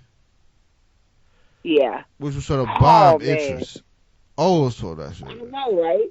Like, I literally want to recreate that one day. I want the robe and everything. Like, I seriously do. That song is amazing. I think they did, like, the best with that song for him. So, don't get me started on that, because I sing that every time I see him wrestle. Like, I'm with the crowd with that one.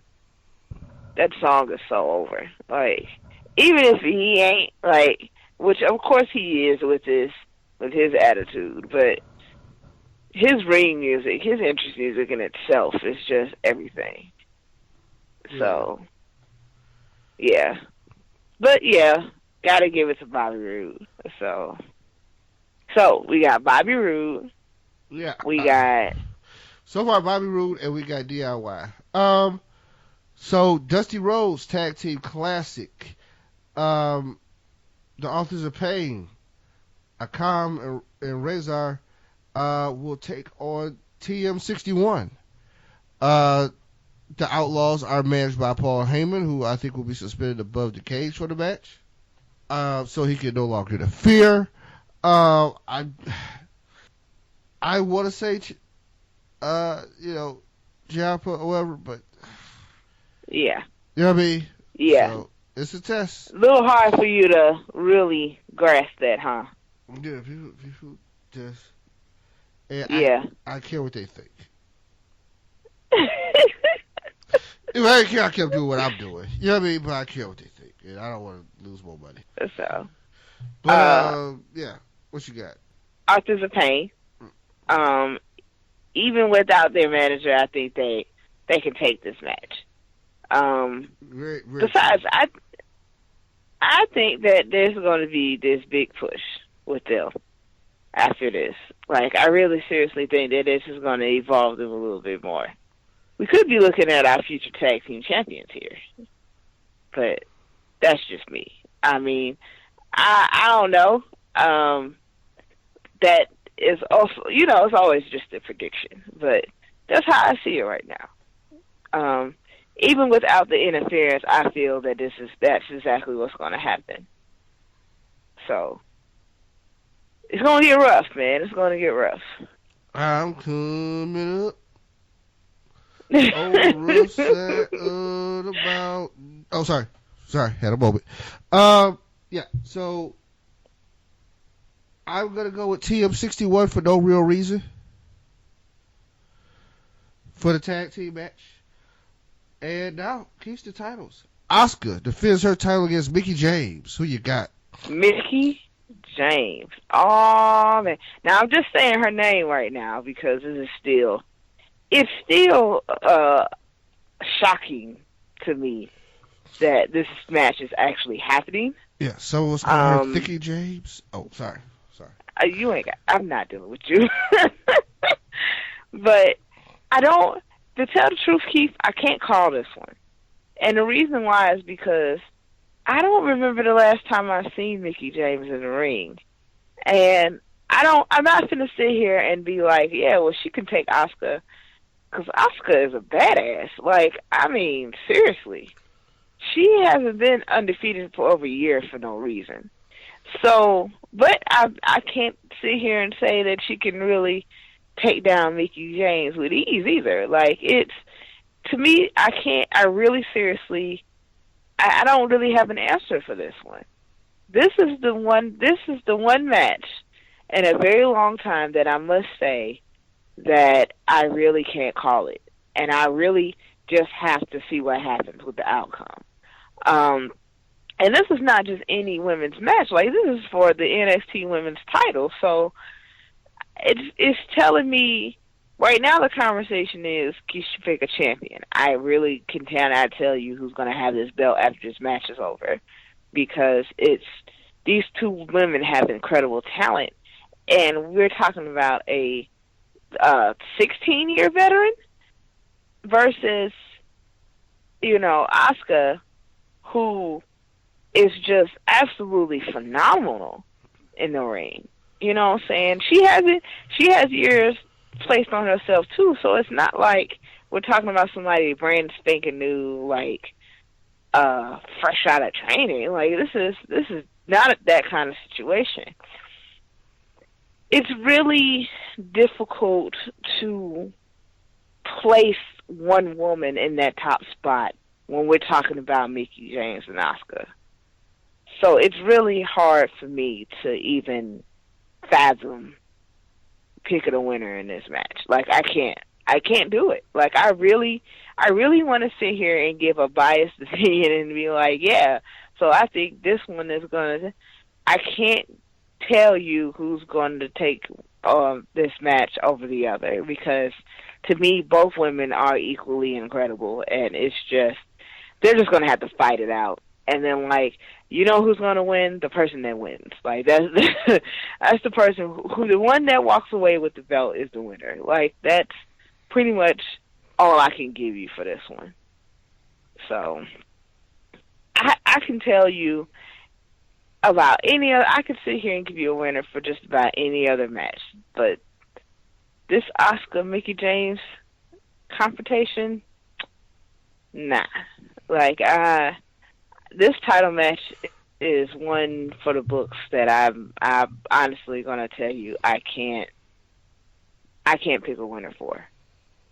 I just can't do it. I don't know. I mean, I'm sure, Keith, you have a personal opinion about who's gonna win this match, but I just can't do it.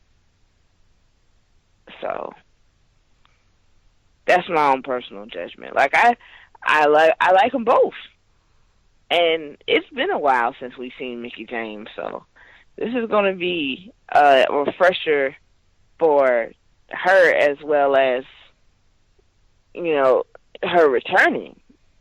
Because it's been years since she's been in the WWE or anywhere close to it. So the fact that they having her return to face Asuka for the NXT Women's title is already awesome. But I don't know if she will prevail. I don't know if she prevail over Asuka. I don't know if Asuka is going to retain. Like, I can't tell you what's going to happen right now. I just don't. As I sit here and I look at this picture of the two women, like, I can't decide. Seriously. Like, I really can't. So, that's going to be my answer for that one. Like, I'm undecided. No contest. Like, I mean, of course there's going to be a champion at the end, but the question is, will we have a new one, or will we keep the old one? Will we keep the one we got now, or are we going to have a new champion in Mickie James? I know that was the question that was asked to me, but I can't answer that. So, I mean, Keith, do you have an answer for that? Because I don't know. I really can't give my personal opinion on what woman is going to take the title at the end. It's going to be interesting, though. I give you that. It will be. I actually am thinking this might just be the match of the night. So, we'll see. But, I mean, it's not like the women haven't revolutionized wrestling already right now anyway. But, it could just add to it. That's all that's going to happen. Plus, we got one more match to talk about anyway. So there's that. There's still one more match that needs to be discussed. Fair enough. I'm going to say I pick Asuka to beat Mickie James. I don't think the belt... I think that's just where it is right now. Final match. Shinsuke Nakamura versus Samoa Joe. Who you with? Shinsuke. I think he's going to retain. And I feel Samoa's going to give his greatest fight. I feel like this is going to be a battle. This is going to be rough. But I definitely feel that Nakamura will prevail in the end. So I can't say that I think Shinsuke is going to retain this title. I don't see it changing hands right now. So I think they're just going to give him another opponent, and I think this is going to be... I wouldn't say this is going to be it for Samoa Joe as far as the title chase. I think that it might not be entirely over, but it's... I don't think he's going to regain his title. Not right now. So, I mean, who knows? This could be it for him. He could be moved up to the main roster after this, so we'll see. But I know that Nakamura ain't giving up that belt. I can tell you that. It's going to be a battle in itself, but it's just not going to... it ain't going to happen. Like, I like Joe. I do. And I'm not going to sit here and say, like, oh, yeah, he's... No. I love Joe. Let's not get that twisted. We both do. But I think that he will not take this one. That's just me. I don't think he's going to take this one. That's just not going to happen. So, McEnroe wins this match. And that is, he's going to keep his belt. Like, that's just it. So, I mean, who knows? They could give the belt back to Joe. And then, set up something different for him. But I think there's something different is going to be set up for Joe and Nakamura. But Nakamura is going to be the one with the belt. So, his title reign, I don't think is ready to end just yet. Especially with him, quote-unquote, like, returning. Like, I don't think that his title reign is over yet. He might not be. I mean, I don't know if he's going to be 100% going into this match. That's a good question in itself. Like, is he going to be 100% going into this match with Joe? Will he be a little hurt? I don't know. But all I do know is that he ain't giving up that belt, and that's just the end of that. So, cause we're not ready to see another champion yet. We're not ready to. I don't think we're ready to see Joe as champion again just yet. I don't think that we're ready to see another champion other than Nakamura right now. I think that he's holding his own and he's holding steady. So there's no point in even had the belt changes hands. I mean, I can see why you want to do it, but nah, we're good. I mean, I don't think it's necessary at the moment, so I don't think it is actually going to happen. But it is what it is. So, Keith, who you got? Because I think it's going to be rough to watch, but I don't know if it's going to be difficult. I mean, I couldn't even pick a winner for the women's match, but this one, nah. This one is match of the night contender as well, but it's going to be a rough battle. It's definitely going to be a rough battle between Nakamura and Joe. So, but I know that's NXT Takeover for you. Like, I'm so excited that it's going to be in Toronto. And I'm so glad that they're going to have. I'm so glad that that it's going to be in Toronto, and I'm so glad that this is how they're going to pull it off. They have an incredible card set up for this particular takeover, so it could possibly be better than the pay-per-view for the main roster, but this is the 30th anniversary of Survivor Series, and I don't think that anything is going to top what they have set up for this year. So that in itself says a lot. They could try, but I don't think NXT got this one right now. Not at this point. So it's definitely something to look at. I mean, the whole weekend is going to be incredible. It is. Like, the whole weekend is going to be incredible.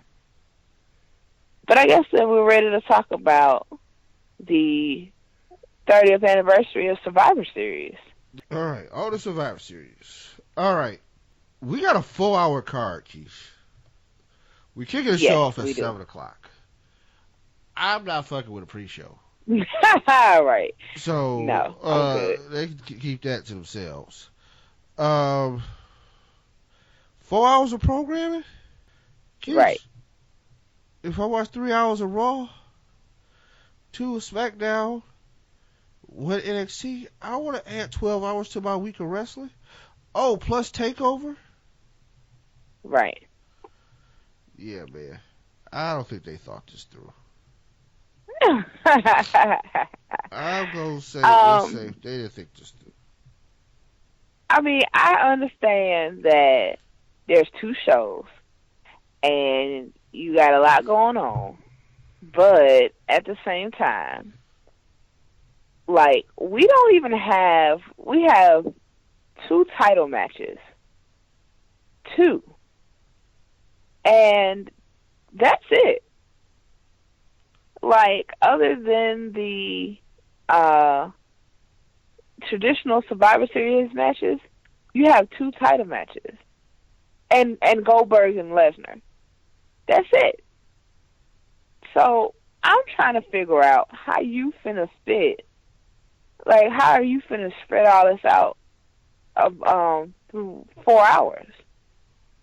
4 hours? Right. No. Like, I think they would have been good with the traditional 3. So, 4 hours? Like, you already have a big enough issue spreading out things with a 3-hour Raw. So, 4 hours of... Okay. I guess we just had to see how this goes. I'm definitely not watching the pre-show, though. I can tell you that now. Yeah. So, the way it breaks down, Brian Kendrick will be defending the Cruiserweight title against Kalisto. Winner takes their division to their show. Keisha, who you got? Ooh,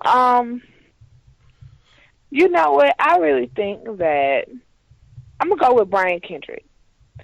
I'm honestly going to say that I don't think the Cruiserweight division is necessarily going to leave Raw. But you know what? It could. Now, my original prediction is that Kalisto was going to win. They're going to switch it off. But that was only because of a different prediction. So, I don't know how this is going to go. But I feel like the Cruiserweight division might not do it. I mean, it might not change hands. I don't think that it's going to go anywhere. So I give it to Brian Kendrick. Not because I feel like, I just feel like he's going to retain just to keep the Cruiserweight division on Raw. Yeah. Okay. I feel like that's how that's going to go. Here's where you can make the arguments, right? Brian can keep win. The Cruiserweight stay on Raw, and 205 Live is pre-recorded, right? Or they record the matches on SmackDown, and the Cruiserweights got to do a little more traveling because they're never that far away from each other when they do their shows. I'm gonna go with Brian Kendrick. I think they've invested a lot in Brian Kendrick. Is that fair to say? Yes, it is. Okay. So let's go with Brian Kendrick. Even though I probably talked up Kalisto at the early part of the show, but that's what 2 hours time would give you. So, yeah. With that is that one.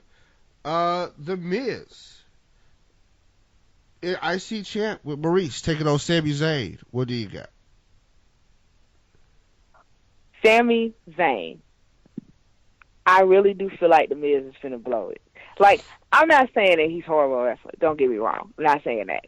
What I think is going to happen is I think they're going to bring the IC title back to Raw, and there's going to be like some kind of serious twist that's going to take it back to SmackDown at some point.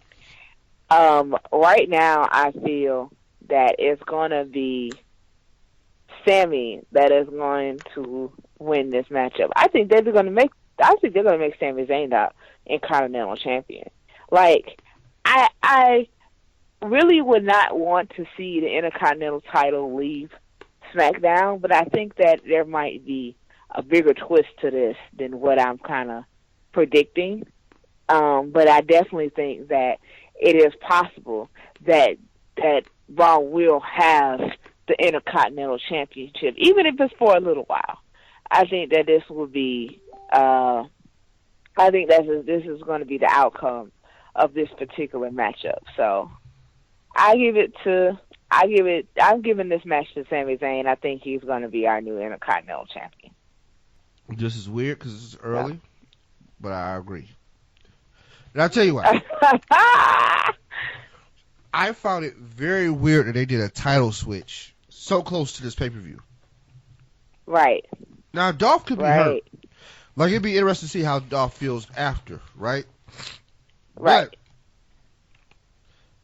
I'm thinking that they maybe didn't want Dolph to take that kind of loss on a pay-per-view where he's letting down the brand, right? Right. But Miz letting down the brand. And then it being discussed and talked about, like Daniel Bryan and Shane pulling Miz into the office. Hey, man, you ain't the guy we thought you were. Right. You a big money contract dude. You hurt the brand. Like you see here, you talk about how you're this awesome, how you're just so awesome, and this, that, and the third, and then you lose the Intercontinental title, man. Like, I can see it. I really can see it. You know? Like, I can see Sami Zayn being that hero. You know? Yes. You know? Him finally getting the acclaim that he so deserves. You know, I feel like that's just how this is going to play out. So, and you're right, you don't want Dolph. I'm pretty sure they didn't want Dolph to take that kind of hit, especially after putting his entire career on the line at the last pay-per-view that SmackDown had, just for him to have that title. Like, I feel, if he would have lost that at Survivor Series, that would have been it for him. And that's not the direction that we're going in. That's not what we're going for right now. So, yeah. Miz can take that hit. He can take that hit and survive it and be done with it, This is going to be an incredible match in itself. But, yeah, definitely I'm excited about this Intercontinental Championship match. Yeah. Next match. I'm going to go with the Team Raw tag teams versus the Team SmackDown tag teams, Keisha. Okay. Who you with? This was actually hard for me to decide, right? Because I had to really evaluate what tag teams were on each team. But I think that SmackDown might have Raw's number. I really think that when it comes to this particular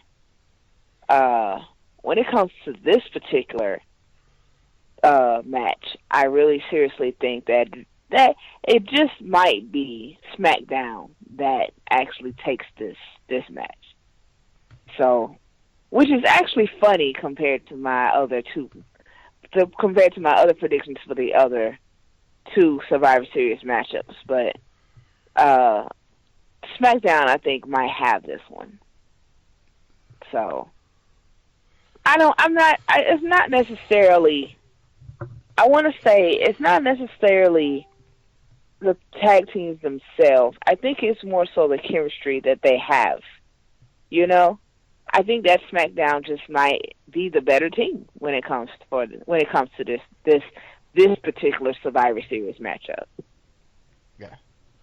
So we shall see. Yeah. Here's the thing. I feel like SmackDown clearly is disadvantaged in the other two matches, right?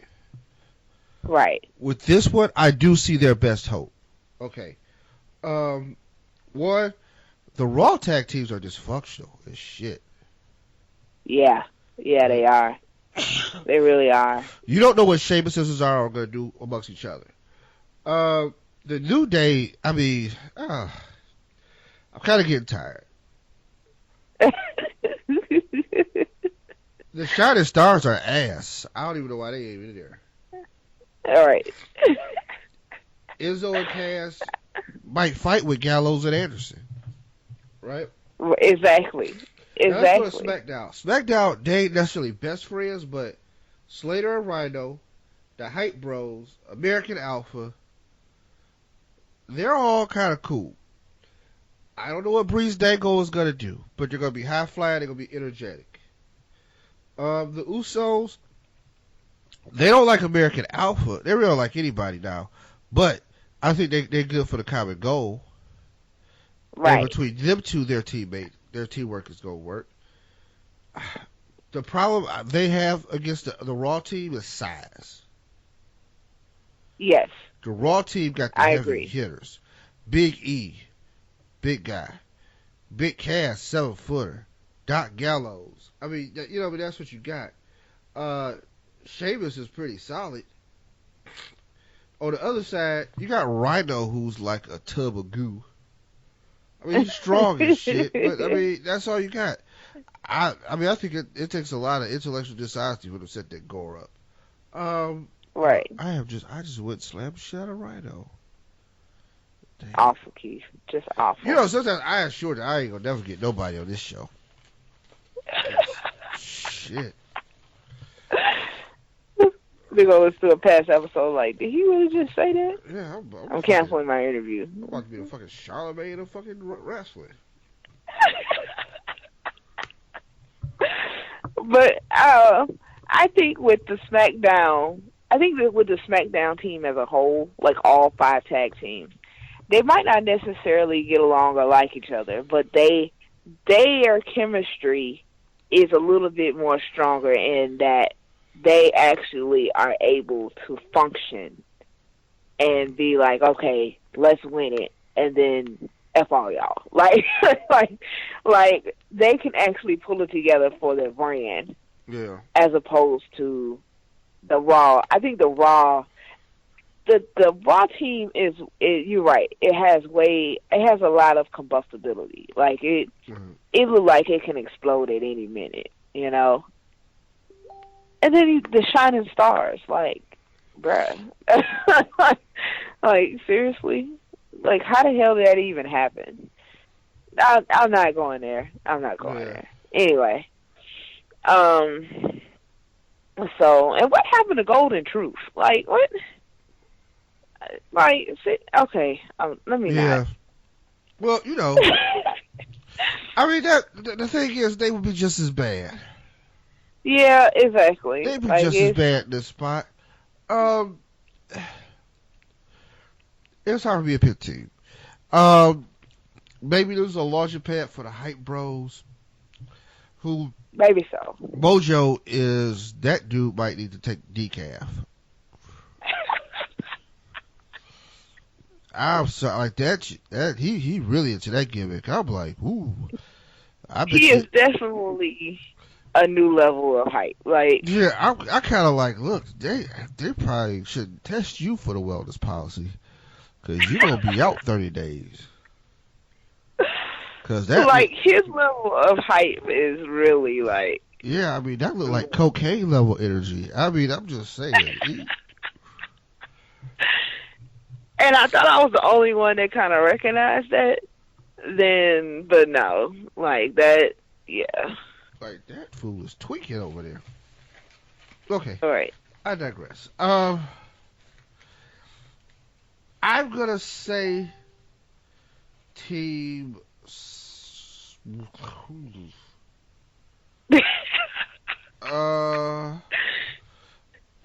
Team Raw. I would give it to no. We'll go. You know what? Let's go Team SmackDown. You know why? Because I gave the last 2 to Raw. Somebody gotta get some get back, right? Yes. And this is where we agree.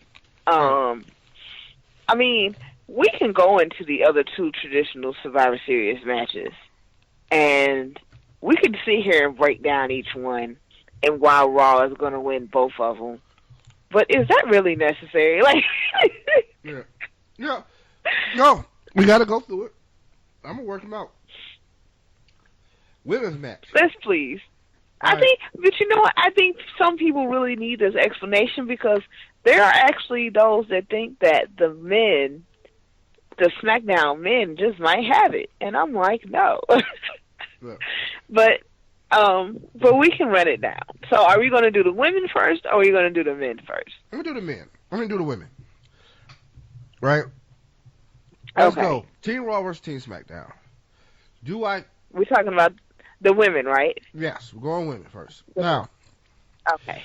On SmackDown, they gave the women the advantage and let the SmackDown women look good on their own show. Because they ran the Raw team off, right? After the Raw team bum rushed the show. And, I mean, the Raw, they look like some good heels. Because after Charlotte was getting beat up and then the girls bum rushed the ring and they jumped at Nikki, Bayley looked like a badass. Right. She was stomping people out. I was like, ain't she a good guy? This is no, scary. Not at that moment. Yeah. That really didn't. Like, this is scary. No. The shit that peer pressure will do to you. But I cannot wait until that one day when Bayley just snaps and then we see it. I think Bayley is going to be one of the most incredible Let me not get into that.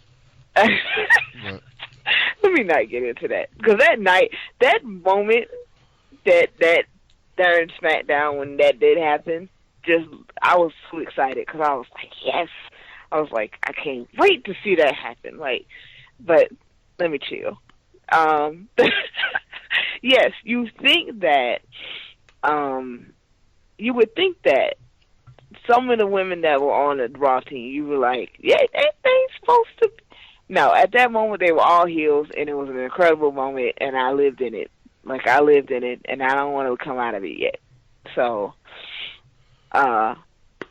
please don't disturb this groove, because I'm telling you, like, I was having way too much excitement watching that. But yeah,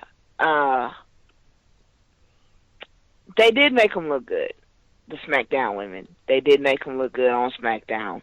But let's be brutally honest, 3/5 of their team sucks. Like I'm just gonna put it out there like that. No, that's being kind. Exactly. It is. Like, 3/5 of their team sucks. Like, it's like, no.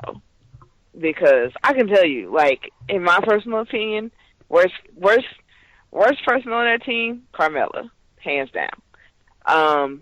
And I'm not just saying that because I don't like Carmella. Like, I literally believe, after evaluating who's on the team, like, that's their weakest link right there. I think that all of them have some level of talent, but they don't measure. I think the only person that I can honestly say on the Raw team that worries me is Alicia Fox. And that's it. Like, I think everybody else is solid.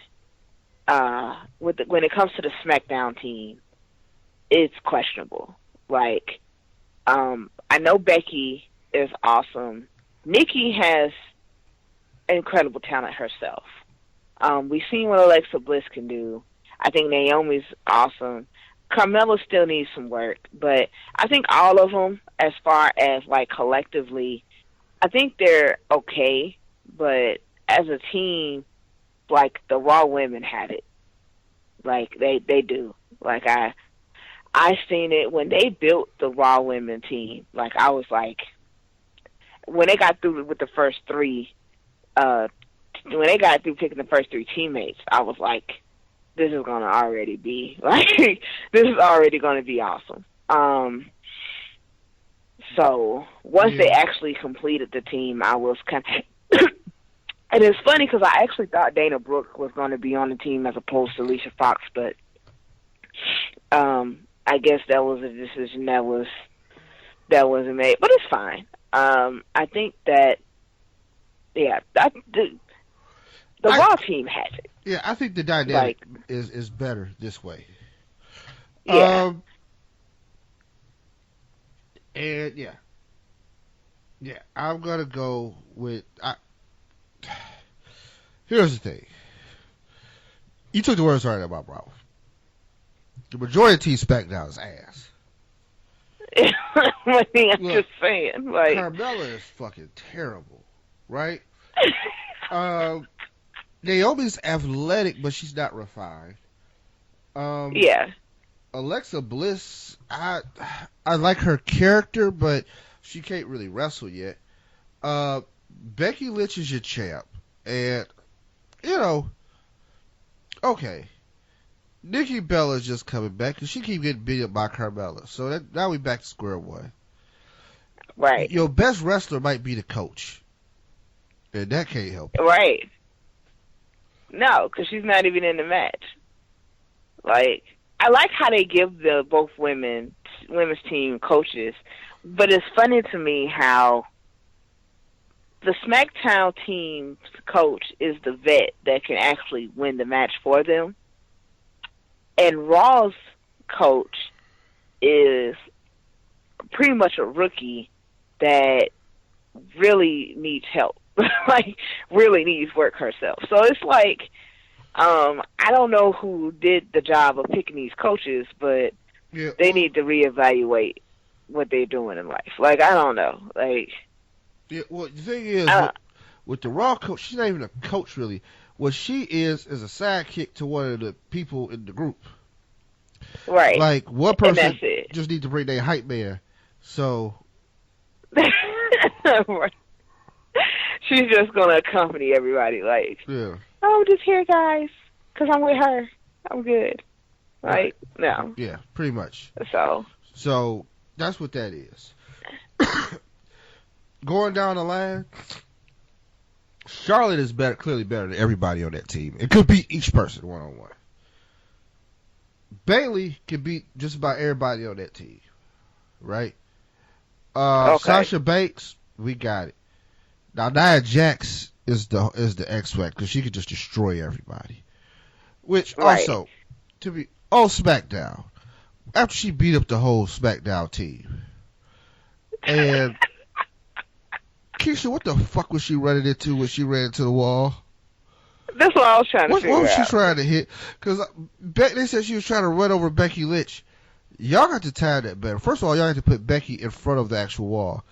Becky was like 5 feet over before Nia started running. And this heifer ran into a wall just for the hell of it. And it was like made it look like she just had a crazy moment and just snapped in her head and just and then like, was that supposed to be intimidating? Like, what are you doing? Like, that's what I was asking. Like, what are you doing? Was that supposed to be intimidating? Was that supposed to scare somebody? Because that really didn't do anything. Like, what the hell? I don't know. I thought that was pretty ridiculous myself. I think they needed a moment to get Nia Jax down. Right. Because she was just being so dominant. But that was retarded. Like, I was like, y'all could have done that a better way. Yeah, so... Like, somebody could have gave her a chair shot, and this would have been better than that. Like... Yeah, I will go with, though, of course, Team Raw wins. And there's no need to explain that. Now, the 505 men's match, honestly, is a little less cut and dry. Yeah, it is. I favor Raw because of Braun Strowman. I favor Raw because of Roman Reigns and Seth Rollins teaming together. So crazy. Mm-hmm. Jericho and Owens, I don't know. See, SmackDown, in turn, is at least that bad off. Bray Wyatt ain't no midget, right? No. Now, Shane McMahon being in the match does alter the dynamic. But Shane is a kamikaze pilot. Shane will take somebody out at the risk of taking out Shane. Right. Which, I know, bad, investment strategy. But, it's, to me, I feel like with this match, it's more so, I can honestly say in my mind, it's more so evenly matched. Even with Shane being in the mix, because as we've seen too many times, Shane can take a hit and bounce back. So with him, it won't be like, oh, they can just beat down Shane, eliminate him, and then throw him out. Like it won't go that way.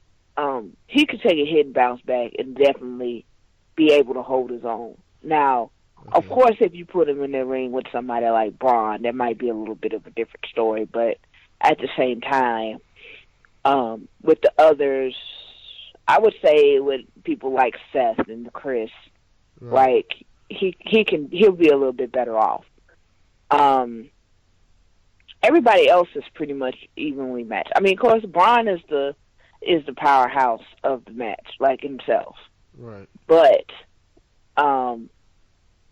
I think when we're talking about facing somebody like Bray or Randy, then they have a better shot at bringing him down, just because of size and power. Like, so this was hard for me. This was one match that I had to.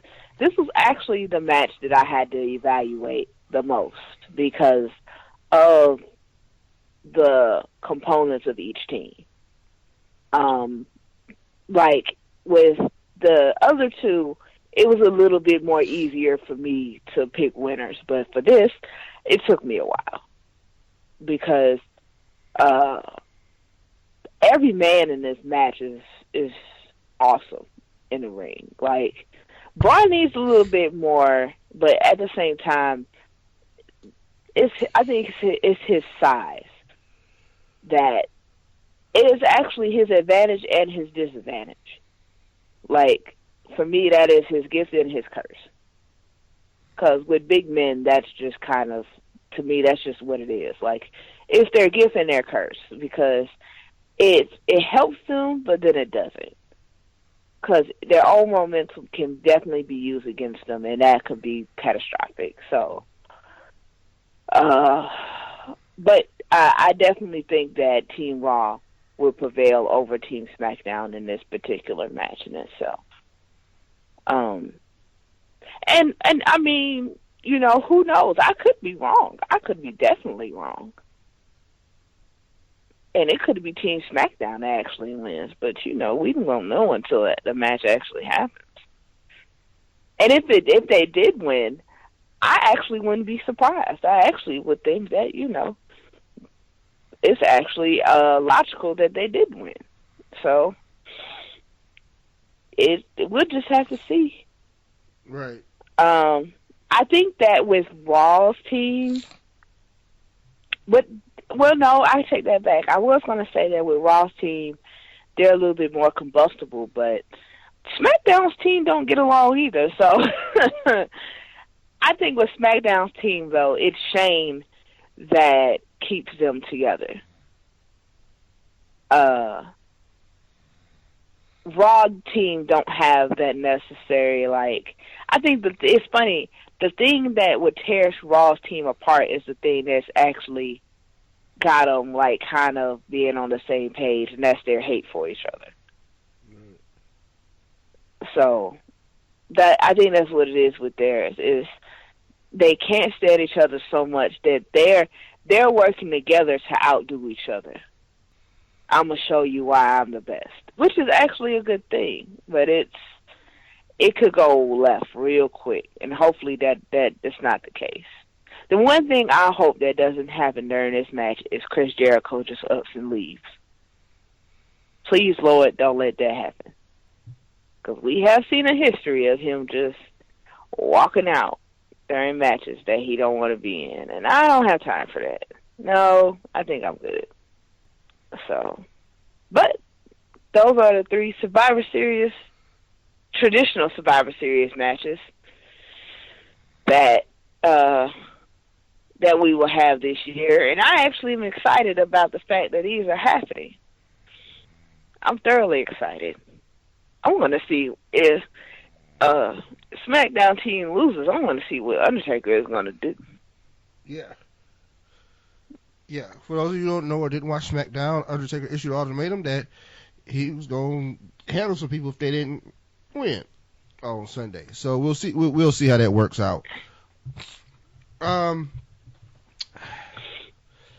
Keith, looking at it, man, I'm gonna go Team Raw just because. I mean, look at it. Right. Oh, you know what? Let's go Team SmackDown. They got to win something, right? They only gonna have one win of this whole format. Yeah, you're right about that. Or am I judging on all 3 falls too? Because that matters too. Yeah.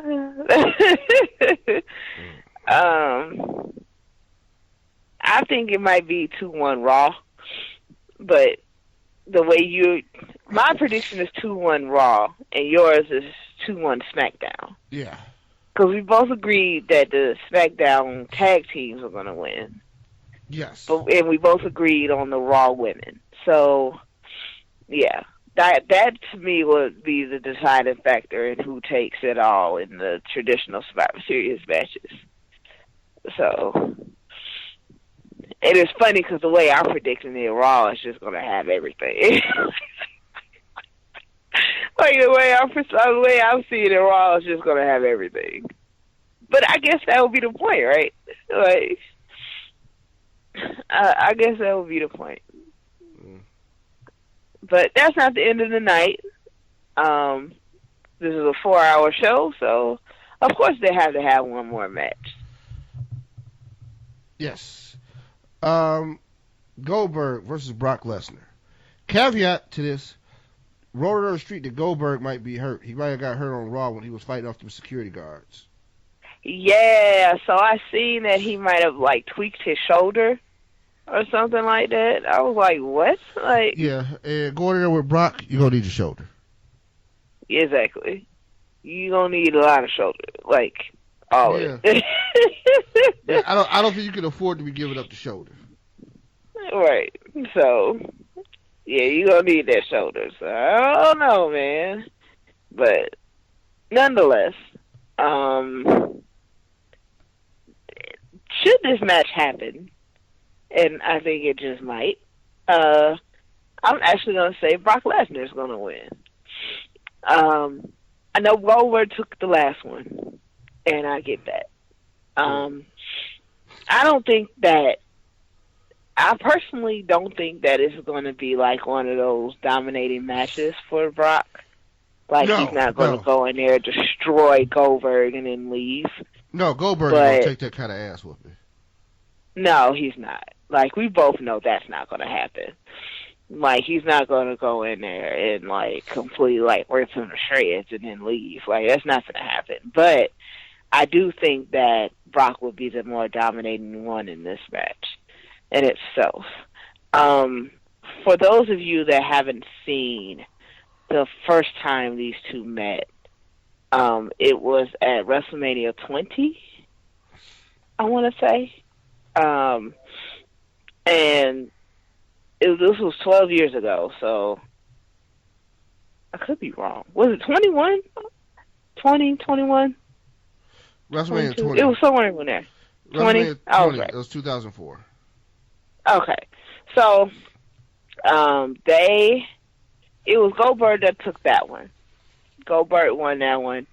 And I just hope, in my own personal opinion, that this match wasn't as slow as that one. Because that one was excruciating. The last time these two met was excruciating to watch. So I pray that this is not as that. Well, I'm going to tell you right now, it will be. Just saying. See, they are 12 years older, and they're not full-time wrestlers. So, being 12 years older and not being full-time, they ain't sharpen their skills. Yeah. I mean, it's funny, there are people that have been excited about this since the day that Goldberg came back and this actually became a reality. I am one that it wasn't. Like, I seriously have not been enthusiastic about this match at all. And that's because I had actually, around the time that he made his return, I had just watched WrestleMania 20 in its entirety. And when I watched their first meeting, I was like, is this really what people are really hoping to happen again? Because I really just was like, no, I can't do this again. I see why it's been 12 years since the last time. And personally, I just don't think that it should really happen at all. But, I mean, hey, that's what they want, then fine. And there's people that are, like, really, there's a lot of people that are really enthusiastic about this match. Like, they are, like, extremely excited that this is going to happen. Me, on the other hand, I'm just kind of like, no. I really seriously am just kind of like, like, I'm not too enthused by this. I'm not excited about it. I'm not even going to sit here and act like I am. Like, like I can't be. I mean, seriously,